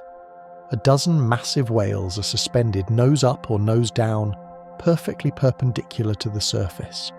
They hang there, motionless, like monoliths in a submerged temple. This is drift diving. For periods of 10 to 15 minutes, they enter a state of deep REM sleep. They do not breathe. They do not move their flukes. They simply hang in the void, neutrally buoyant, held in place by the density of the water. It is a tableau of absolute peace. The silence here is profound. To look at them is to look at a forest of sleeping giants, their massive heads filled with spermaceti oil, the sonar machinery of the hunt powered down. Imagine swimming quietly among them, weaving between these silent towers. You feel the stillness radiating from their bodies. They have completely surrendered to the water, trusting it to hold their massive weight. Let your own body mimic this vertical suspension, feeling the heavy, grounding pull of gravity effectively cancelled out by the support of the ocean, leaving you floating in a column of pure rest. Leaving the sleeping giants, we float upward and northward until the winds die away completely. We have entered the intertropical convergence zone, known by sailors of old as the doldrums. For centuries, this was a place of fear for ships powered by wind, but for us, it is a sanctuary of stillness. Visualize the ocean's surface turning into a mirror. The trade winds from the north and the south collide here and cancel each other out, shooting upward into the atmosphere, leaving the sea surface perfectly flat. The water is so calm it reflects the clouds with high-definition clarity. You can hardly tell where the ocean ends and the sky begins. You're floating in a sphere of blue. There is no chop, no swell, no whitecaps, just a vast glassy expanse of oil-smooth water stretching to the horizon. It is a pause button on the world. The frantic energy of the waves is smoothed out into a long, flat silence. Imagine lying on this glass surface. It feels solid, unwavering. The sun warms the water, and the air is thick and humid, wrapping you in a blanket of tropical warmth. Without the wind to push you, you are free to simply be. There is no destination here, no rush to get to the other side. There is only the perfection of the mirror reflecting the peace of your own mind back to you. Suddenly the mirror shatters, not from the wind but from below. A small silver torpedo bursts through the surface, extends wing-like fins and takes flight. It is a flying fish. In a world where water is the boundary, this creature has learned to break the rules. Visualize the sensation of breaking the tension. Pursued by a predator or simply driven by energy, the fish accelerates underwater, tails beating 70 times a second until it launches into the air. Snap! It spreads its pectoral fins, which are rigid and long like the wings of a glider. It does not flap, it soars. It can glide for hundreds of feet, skimming just inches above the blue mirror, touching the water with its tail only to pick up speed again. It is a moment of pure freedom, of transcending your medium. Imagine the feeling of the air rushing over your scales, the sudden silence as you leave the gurgle of the water, the brief, glorious suspension between the sea and the sky. You are light, aerodynamic, defying gravity. Then, as momentum fades, you dip smoothly back into the embrace of the ocean, splash, cool, safe, and hidden once more. It is a reminder that you can rise above the heavy atmosphere of your day, take a brief flight of fancy, and then return to the cool comfort of sleep. We follow the fish back down, drifting toward the shallow, warm waters of a hypersaline bay in Western Australia. Here, in the shallows of Shark Bay, we encounter the oldest living ancestors of our world, the stromatolites. They look like rounded, cauliflower-shaped rocks sitting in the sand, but they are alive. Visualize these microbial mats, built layer by layer by cyanobacteria over thousands of years. These are the breathers that created the world. Billions of years ago, before there was oxygen in the atmosphere, these tiny organisms began to photosynthesize, exhaling the first breaths of air that would eventually fill the sky. They are the reason you can breathe tonight. They sit there in the warm, clear water, patiently building their stone-like towers, one grain of sediment at a time. They are the ultimate symbols of slowness and persistence. A single structure, knee-high, might be 1,000 years old. Watch the bubbles of oxygen gently rising from their surfaces, rising to the surface to join the atmosphere. Bubble, rise, bubble, rise. It is the slowest, most ancient rhythm on Earth. Kneel in the sand beside them and pay your respects to the timekeepers. Feel the lineage of your own breath connecting back to these silent stone-coloured mounds, resting in the warm, quiet shallows of history. As night falls over the shallows, we drift deeper to the muddy sea floor where the sediment is soft and fine. Here, standing upright in the mud like old-fashioned quill pens waiting for an author, are the sea pens. These are octocorals, colonies of tiny polyps that organize themselves into the shape of a feather. Visualize a field of these delicate orange and white quills swaying in the gentle bottom current. They look fragile, but they are anchored deep into the mud by a bulbous root. They are the scribes of the ocean floor, writing invisible stories in the current. But their true magic is revealed when they are touched. If a crab brushes against a sea pen, it triggers a chain reaction of bioluminescence. A wave of green light pulses up the stalk and out to the tips of the feathery branches. Pulse, glow, fade. It is a defensive display, but to us, it looks like the quill is lighting up with an inner idea. Imagine walking through this underwater garden at night, and with every step the path lights up in soft green phosphorescence, a responsive world that glows to acknowledge your presence.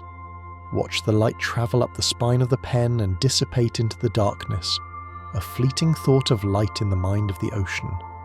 Nestled near the sea pens, half buried in the sand, are disc-shaped treasures that beachcombers prize, sand dollars. But we're not looking at the bleached white skeletons found in souvenir shops. We are looking at the living animal.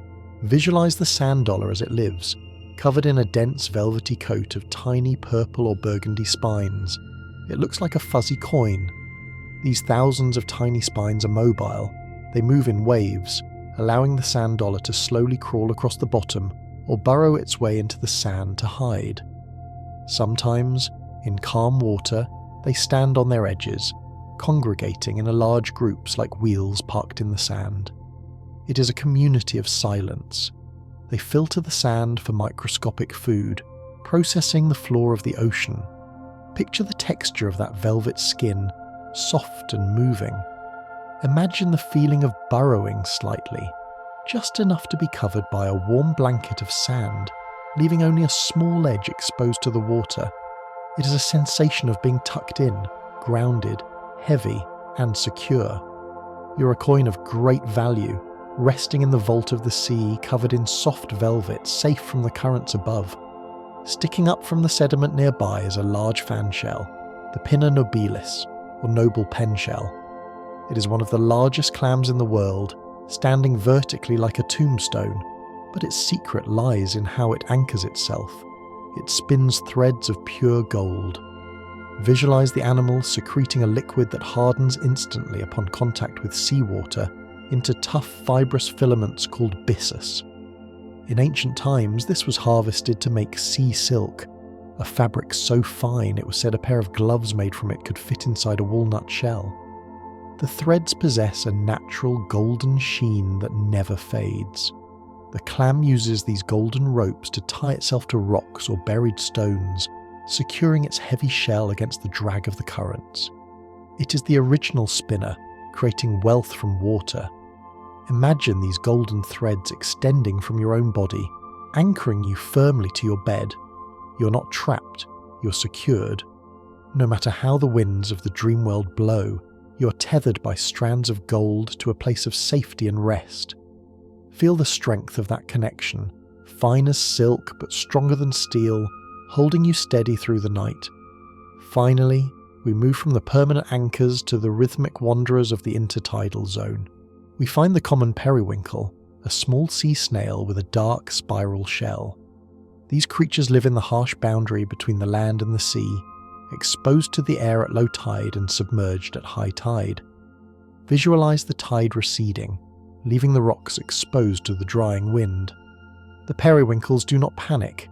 They retreat into their shells and seal the opening with a trapdoor called an operculum. But they also do something communal. They huddle. They gather in crevices and cracks, piling on top of one another to conserve moisture and warmth. They create a cluster of stillness, waiting out the dry spell. They know, with absolute certainty, that the water will return. They are the monks of patience. They shut out the world, lock their doors, and wait. And sure enough, the cool, refreshing tide begins to lap against the rock. Splash, trickle, rise. As the water covers them, they open their doors, extend their tentacles, and resume their slow, grazing life. It is a cycle of closing down and opening up. Right now, you are in the low tide.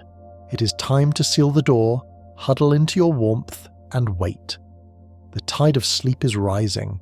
It is coming to cover you, to cool you, to open you up to the world of dreams. Trust in the return of the water. Close your shell and rest. As the tide rises, washing over the periwinkles and releasing them from their slumber, the water fills the rock pools and floods the crevices of the coastline. Here, clinging tightly to the granite with a grip that defies the surge of the waves, is the sea star. We often think of strength as muscle, tension, and bone, but the sea star teaches us a different kind of strength, the strength of hydraulics. Visualize the underside of one of these 5-armed wanderers. It is covered in hundreds, sometimes thousands, of tiny translucent tubes. These are its feet. But there are no muscles flexing here. Instead, the sea star pulls water from the ocean into its body through a sieve-like plate on its back. It channels this water through a complex system of internal canals, pumping it into the tube feet to extend them and withdrawing it to retract them. Fill, extend, empty, retract. It walks on water pressure. It is a machine of pure liquid mechanics. Imagine the sensation of movement that requires no exertion of muscle, only the gentle pumping of the element around you. To hold onto the rock, it does not squeeze. It creates a vacuum, 1,000 tiny cups sealing it against the stone. It is perfectly connected to its environment, using the ocean itself to power its journey. If a wave crashes, it does not fight. It simply flattens, letting the water flow over its pebbled skin, secure in its hydraulic embrace. Picture yourself lying on the seabed, held fast not by effort, but by the weight and pressure of the water, grounded, secure, and powered by the flow. Releasing our grip on the rock, we drift away from the coast, out into the deep, open pelagic zone where the bottom is miles below. Here, shimmering in the vertical column of blue, hangs a creature of myth, the oarfish. For centuries, sailors seeing this creature at the surface called it a sea serpent, but in reality it is a ribbon of peace. Visualize a stream of molten silver, 20 or 30 feet long, hanging vertically in the water. That is the secret of the oarfish. It often drifts standing up. Its long dorsal fin runs the entire length of its back, rippling in a mesmerizing sine wave that keeps it stabilized. Ripple, shiver, ripple, shiver. It looks like a giant silver sword suspended in the deep. Its skin is not covered in scales but in guanine, a crystalline substance that reflects the light like a mirror. It has no teeth to speak of. It drifts through the ocean mouth open, filtering tiny krill. At the top of its head, crimson-red spines form a delicate crest, like a crown of coral. Imagine floating next to this silver ribbon, watching it hang motionless in the twilight zone. It is a being that has abandoned the horizontal rush of the fish world for a vertical meditative drift. It aligns itself with the line of gravity, a glittering needle threading the water, silent and still. Feel your own spine lengthening, aligning with this vertical axis, a silver cord of relaxation stretching from the surface down into the deep. Drifting near the surface in the warmer tropical waters, we encounter a shadow that blocks out the sun. It is a moving island covered in stars. This is the whale shark, the largest fish in the ocean, a gentle cosmic wanderer. Visualize the skin of this giant. It is a deep, rich charcoal grey, covered in a pattern of white dots and pale lines. Every whale shark has a unique pattern, like a fingerprint, but to the observer, it looks like a constellation chart. It is as if the ocean decided to mirror the night sky on the back of its greatest creation. Despite its size, often 40 feet or more, it moves with a slow, lumbering grace, swishing its massive tail in a wide arc. Sweep, pause, sweep, pause. It does not attack, it inhales.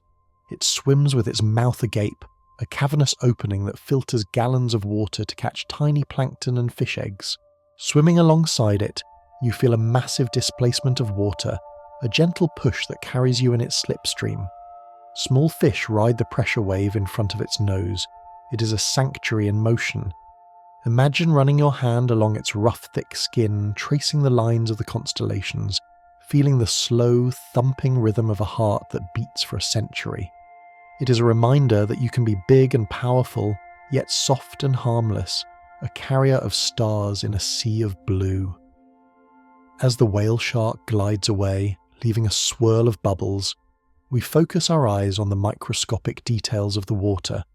Floating past us is a creature that looks like a pulsing crystal, the comb jelly, or ctenophore. These are not jellyfish. They are something far more ancient and strange. They do not sting, they refract. Visualize a transparent walnut-shaped orb drifting in the current. Running down its sides are 8 rows of tiny hair-like cilia. These cilia beat in a rhythmic, coordinated wave to propel the creature. Beat, shimmer, beat, shimmer. As they move, they act as tiny prisms, splitting the faint light of the ocean into a dazzling rainbow. It looks like veins of neon, red, green, blue, violent, travelling down the side of the animal. It is a bioluminescent spaceship. Some of them trail 2 long, sticky tentacles that look like spun sugar, fishing for plankton. To watch a comb jelly is to watch a light show in a dewdrop. They are mostly water, barely holding a shape, yet they generate this hypnotic, spectral light. Imagine being that transparent, that light. You're letting the current carry you while your own internal energy creates a soft rainbow glow, pulsing in the darkness, beautiful and ephemeral. We sink past the rainbows, down, down into the Gulf of Mexico to the very bottom of the basin. Here, we witness a phenomenon that defies logic, a lake at the bottom of the ocean. These are the brine pools. Visualize standing on the seafloor, looking out at a distinct shoreline. You see a beach of mussel shells, and then a body of water that looks different from the water around it. It has ripples. It has a surface. This is a pool of supersaturated brine, water that is 4 times saltier than the ocean. Because of the salt, it is incredibly dense and heavy, so it sits in a depression on the ocean floor and does not mix with the seawater above. It creates an underwater interface. Submarines can actually float on top of this brine layer. It is a separate world, a jacuzzi of despair for crabs that fall in, but a visual wonder for us. Visualize the stillness of this heavy water. It moves sluggishly, like liquid mercury. It is a secret pocket of silence, preserved and separated from the rest of the ocean by the laws of density. Imagine sinking down and resting on that interface, buoyed up by the heavy salt, hovering between 2 waters. It is a place of deep, heavy rest, where the weight of the world holds you up and prevents you from sinking any further. Hovering just above the darkness of the brine pool, peering upward with eyes that look like emerald orbs, is the barrel-leaf fish. This creature has solved the problem of darkness by dissolving its own ceiling. Its head is a transparent fluid-filled shield. Visualize this small, dark fish. Where its eyes should be, there are 2 small capsules that smell the water. Its real eyes are 2 glowing green spheres inside its clear head, pointed straight up toward the surface. It looks through its own skull to see the faint silhouettes of prey drifting above against the distant sunlight. It is a creature of perspective. It is protected by a shield, yet that shield is invisible, allowing it to see everything. It hangs motionless in the water column, a silent observer, watching the sky of the ocean. The green lenses capture the faintest glimmer of light, amplifying it, making the darkness visible. Imagine having that clarity of mind. The barriers between you and the world become transparent. You're safe inside your own space, yet you can see clearly, watching the thoughts drift by above you like shadows, observing them without needing to chase them. You are the watcher in the deep, clear-headed and calm. We drift away from the strange observer and settle onto a rocky outcrop where a tangled knot of roots seems to be growing. But as the current picks up, the knot begins to move. It unfurls. This is the basket star, the most intricate of all the echinoderms. Visualize a central disc from which 5 arms extend. But these arms branch, and then branch again and again in a fractal pattern, until there is a bewildering mesh of thousands of curling tendrils. During the day, it curls itself into a tight fist-sized ball to sleep. But now, in the feeding current, it opens, unfurl, stretch, expand. It creates a living net, a basket of lace facing the flow. It looks like a tree made of snakes or a snowflake made of flesh. Each tiny tip curls and uncurls independently, sensing the water, grabbing tiny particles of food. It is complexity born from simplicity. It covers a vast area with its delicate embrace, filtering the ocean with 1,000 fingers. Watch the slow, hypnotic unfurling of this star. It is the physical act of opening up. Imagine your own mind as a tight knot that is slowly, gently beginning to loosen. Branch by branch, thought by thought, you uncurl, expanding your awareness, catching the gentle flow of the night, open and receptive. Deep in the southern oceans, near the thermal vents where the water is warm, we find a creature that looks like it is dressed for winter. We find the Yeti crab. In a world of scales and shells, this crab has grown a coat of fur. Visualize a pale white crustacean clinging to the rock. Its long pincers and legs are covered in thick, silky blonde bristles. It looks soft, fuzzy, almost cuddly in the stark environment of the deep. But this fur is a garden. The crab waves its hairy arms over the hydrothermal vents, bathing them in the nutrient-rich water. Bacteria grow on the fur, fed by the chemicals, and the crab then eats the bacteria. It is a farmer. It grows its own food on its own arms. Picture the movement of the crab. It is often called the dance. It rhythmically waves its furry claws back and forth in the warm water like it is conducting a slow symphony. Wave, warm, wave, warm. It is a creature of self-sufficiency and comfort. It carries its own warmth, its own food, its own soft texture. Imagine wrapping yourself in a coat of heavy, soft fur, feeling the warmth of the vent against your skin, swaying gently in the dark, completely provided for by your own design. We leave the deep vents and follow the thermal currents all the way back to the shallow, sandy bays of the Atlantic coast. Here, marching slowly out of the murky water under the light of the full moon, is a living tank, the horseshoe crab. It is not really a crab at all, but a relative of the spider, a lineage that goes back 450 million years. Visualize the smooth olive-green dome of its shell. It is shaped like a helmet, perfect for ploughing through the sediment. It has a long, spike-like tail, not a weapon, but a rudder to help it flip over if it gets stuck upside down.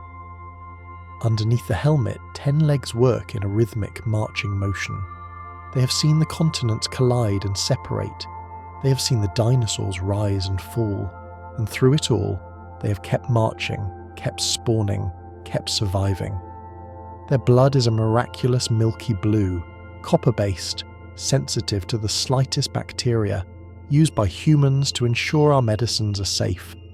They are the blue-blooded healers of the coast.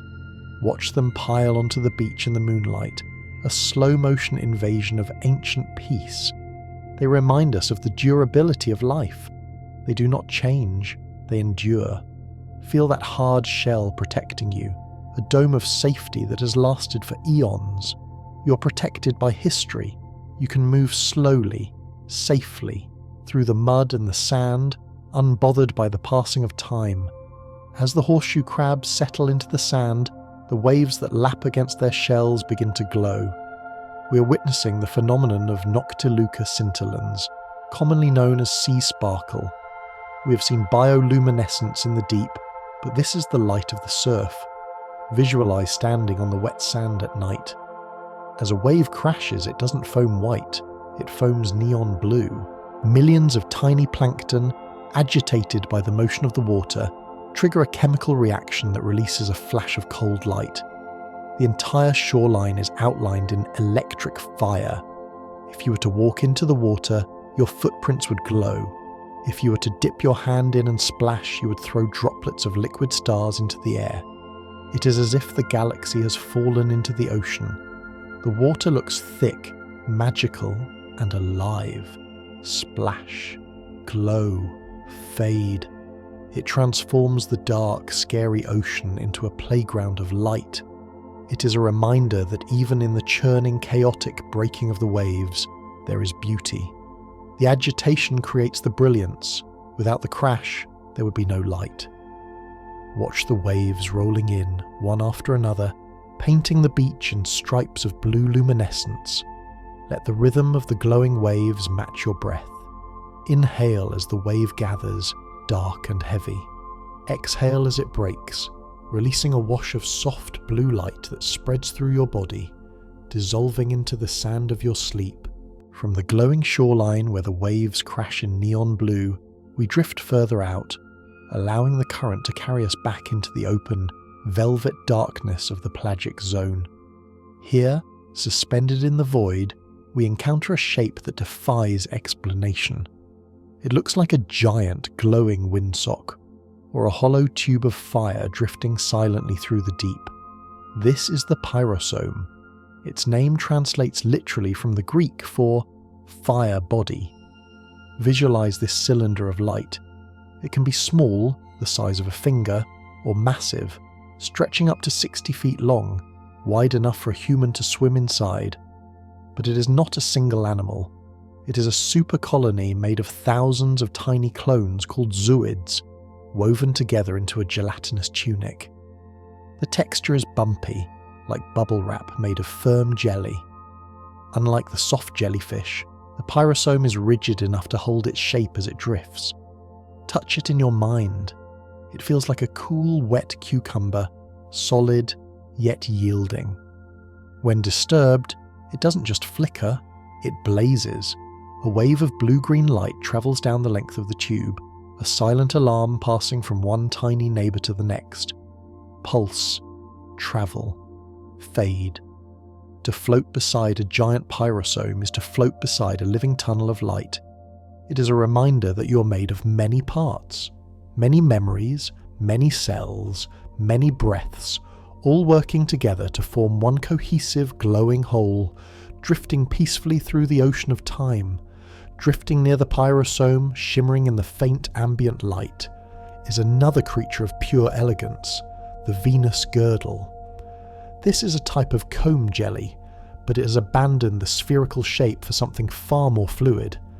It looks like a ribbon of transparent violet silk, 3 feet long, untethered and floating in the breeze. Visualize this ribbon undulating through the water. It moves by rippling its body in slow, sine wave curves. Undulate, twist, turn. It is arguably the most graceful swimmer in the ocean. The edges of the ribbon aligned with those microscopic beating cilia we saw earlier, which catch the light and fracture it into rainbows. So, as it twists, you see flashes of violet, electric blue, and sudden sparks of gold running along its borders. It is a creature of almost zero substance, mostly water and fragile tissue, yet it navigates the endless pressure with ease. It does not fight the water, it becomes the water. It wraps itself around the currents, spiraling through the dark like a gymnast's ribbon caught in slow motion. Imagine your own body losing its rigidity, becoming as flexible and fluid as the Venus girdle, untying the knots of tension in your muscles until you're nothing but a soft, drifting wave of relaxation.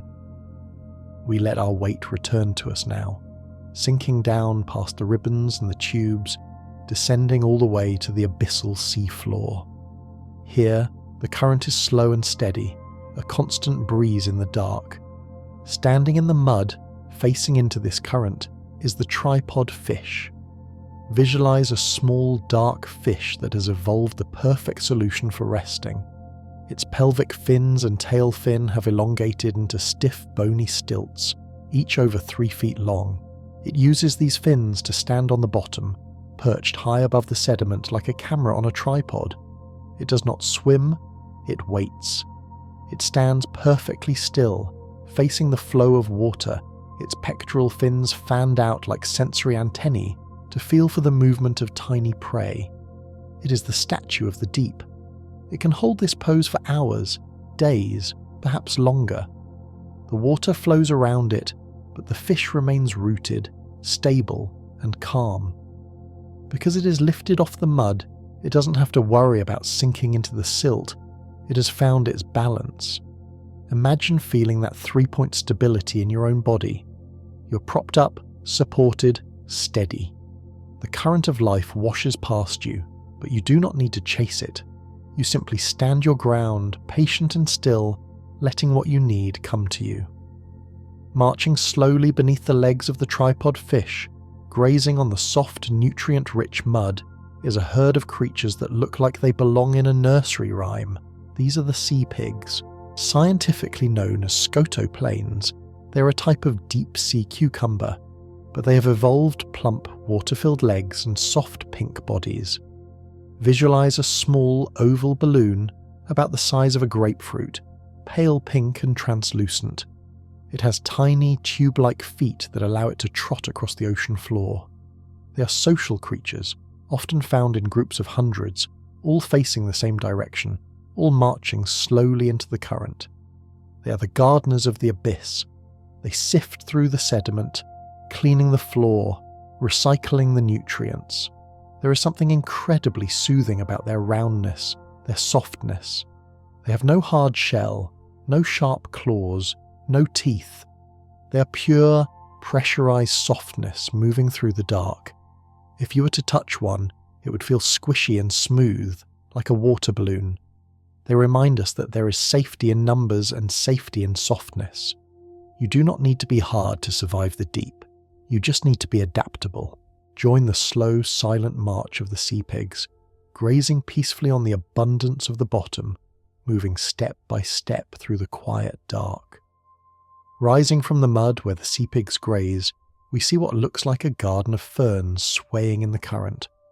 But as we look closer, the ferns detach themselves and begin to walk. These are the crinoids, also known as sea lilies or feather stars. They are living fossils, animals that have existed almost unchanged for hundreds of millions of years. Visualize a central cup from which sprout dozens of long feathery arms in shades of deep red, orange or yellow. Each arm is lined with sticky pinnules that catch marine snow. When the crinoid wants to move, it doesn't crawl, it swims with a mesmerizing pumping motion. The arms undulate in sequence, looking like a flower that has decided to fly. Sweep, sweep, sweep. It moves with the grace of a dancer's skirt twirling. When it finds a good spot, it curls its roots, called cirri, around a rock or a sponge, anchors itself and unfurls its feathers again to feed. It is a creature that bridges the gap between the flora and the fauna, between remaining rooted and taking flight. Imagine the sensation of having feathery, sensitive arms that can filter the goodness out of the air around you. You are beautiful, ancient, and patient, waving gently in the invisible currents of the room. Stepping delicately over the feather stars, we encounter a giant that seems to be constructed of stilts and patience. It is the Japanese spider crab, the arthropod with the largest leg span of any creature on Earth. From claw to claw, it can measure 12 feet across, a living archway. Visualize this orange and white giant. Its body is relatively small, but its legs are impossibly long and thin. It moves with agonizing slowness, lifting one spindly leg, placing it precisely, then lifting another. It is the Tai Chi master of the crustacean world. It does not scramble, it stalks time itself. Its exoskeleton is bumpy and rough, often covered in sponges and anemones that have grown there, turning the crab into a walking reef. Because of its size, it has few predators. It walks the floor with impunity, calm and confident. Imagine the feeling of stretching out your own limbs until they feel miles long. You take up space. You move with deliberation. There is no frantic energy, only the slow, hydraulic leverage of giant limbs crossing the landscape. Feel the heaviness of your own arms and legs sinking into the bed, as heavy and settled as the spider crab on the floor of the Pacific. The spider crab is large enough to defend itself, but its smaller cousin, the decorator crab, relies on a more artistic form of protection. This creature has Velcro-like hooked hairs all over its shell, and it uses them to curate a costume made of the ocean itself. Visualize this small crab scuttling across a reef. It picks up a piece of bright blue sponge. It snips it to the right size with its claw. Then, with a deliberate behind-the-back motion, it sticks the sponge onto its own shell. It adds a piece of stinging seaweed. It adds a small, soft anemone. It continues this process until the crab has disappeared entirely, replaced by a walking garden. This is not just hiding, it is self-care. It is interacting with its environment to create a shield of beauty. If the crab moves to a red coral reef, it will remove its green costume and replace it with red sponge. It is constantly adapting, constantly redecorating. Imagine the feeling of wrapping yourself in the textures of your surroundings. You're pulling the blankets, the pillows, the darkness around you, attaching them to your shell until you are hidden, snug, and safe. You are part of the bed, part of the room, fully decorated in the comfort of sleep. Leaving the crabs to their gardening, we travel along the mid-ocean ridge until we see pale, ghostly towers rising from the gloom. We've arrived at the Lost City hydrothermal field. Unlike the black smokers we visited earlier, which roar with superheated metal, these are white smokers. Visualize spires of limestone, some as tall as 18-story buildings, glowing a ghostly white in the darkness. They look like the ruins of a sunken cathedral, or wax dripping from a giant candle, the water venting here is not violent. It is a gentle, shimmering seepage. It is highly alkaline, warm rather than scalding, and it creates a delicate, lace-like structure as it precipitates out. The silence here is heavy and church-like. The white towers stand in clusters, ancient and serene, having grown slowly over tens of thousands of years. Life here is not frantic. It consists of slow-growing bacterial mats and translucent snails that cling to the white stone. It is a place of purity and quiet chemistry. Imagine wandering through this silent white city at the bottom of the sea. The warmth radiates gently from the walls. You're exploring a sanctuary that no wind and no rain has ever touched. A monument to silence built by the warmth of the earth. From the silent city, we follow the chemical cues upward, travelling all the way to the frozen ceiling of the Antarctic. We're under the ice again, but this time the silence is broken by a sound that seems to come from outer space. We are listening to the song of the Weddell seal. Visualize this rotund, grey seal hanging vertically in the water beneath a breathing hole in the ice. It closes its eyes and begins to sing to defend its territory. The sound is not a bark or a roar. It is a series of trills, chirps, and long descending whistles that sound like laser blasts from a science fiction movie. Pew, chirp, trill. The sound travels for miles through the crystal clear, icy water. It is a haunting, synthesized melody that vibrates through the ice shelf.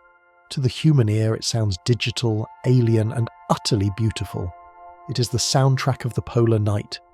The seal hangs there, suspended in the blue, letting these sounds bubble up from its throat without effort. Imagine hearing this lullaby vibrating through the water, a long, sliding whistle that starts high and drops low, carrying your thoughts down with it. Down, down, down the scale, until the sound fades into the deep silence of the pole. Travelling through the soundscape of the ocean, we pick up a frequency that is lower, deeper, and more solitary than the seal's trill. We are tuning into the 52 Hz whale. This is a single individual, likely a blue or fin whale hybrid, that has been tracked by naval sonar for decades. Visualize this single, massive shadow moving through the North Pacific. While other whales call at frequencies between 15 and 25 Hz, this whale sings at a much higher 52 Hz, a sonic signature that is unique in all the world. For years, people called it the loneliest whale, thinking it had no one to talk to. But let us reframe that image. Visualize the whale not as lonely, but as peaceful. It swims in a solitude of its own making, unbothered by the chatter of pods, unconnected to the drama of the group. It is the monk of the ocean. Its voice is clear, distinct, and strong. It travels thousands of miles every year, healthy and robust, singing its own song simply because it can. It is comfortable in the vastness. It does not need a response to validate its existence. Imagine possessing that kind of self-contained peace. You are swimming through the ocean of the night, singing your own silent song, perfectly content in your own company, wrapped in the comforting, endless blue of your own mind. And finally, after travelling from the sunlit surface to the frozen poles, from the coral cities to the abyssal plains, we arrive at the most profound truth of all. It is the secret that you have carried with you every moment of your life, the one fact that explains why this journey feels so familiar. The ocean is not just outside of you, it is inside of you. Visualize the water that makes up your own body. You're a vessel of liquid, a walking tide. Science tells us that the human body is roughly 60% water, but it is not just fresh water. The blood that pulses through your veins, the fluid that cushions your cells, and the tears that well up in your eyes all share a chemical signature that is strikingly similar to seawater. We are, quite literally, mobile oceans. Millions of years ago, when our ancestors crawled from the primordial tide onto the dry land, they did not leave the ocean behind. They took it with them. They evolved a skin to hold the water in, carrying the ancient sea internally so they could survive on the arid earth. Think of your heart as the tides, pumping the saline river of life through the complex currents of your veins.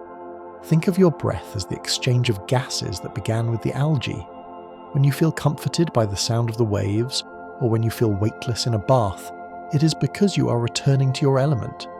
You are a drop of water that has gained consciousness, looking back at the vast expanse from which you came. There is no separation. The salt in your sweat is the salt of the Pacific. The iron in your blood is the minerals of the deep vents. You do not need to travel to the coast to find the sea.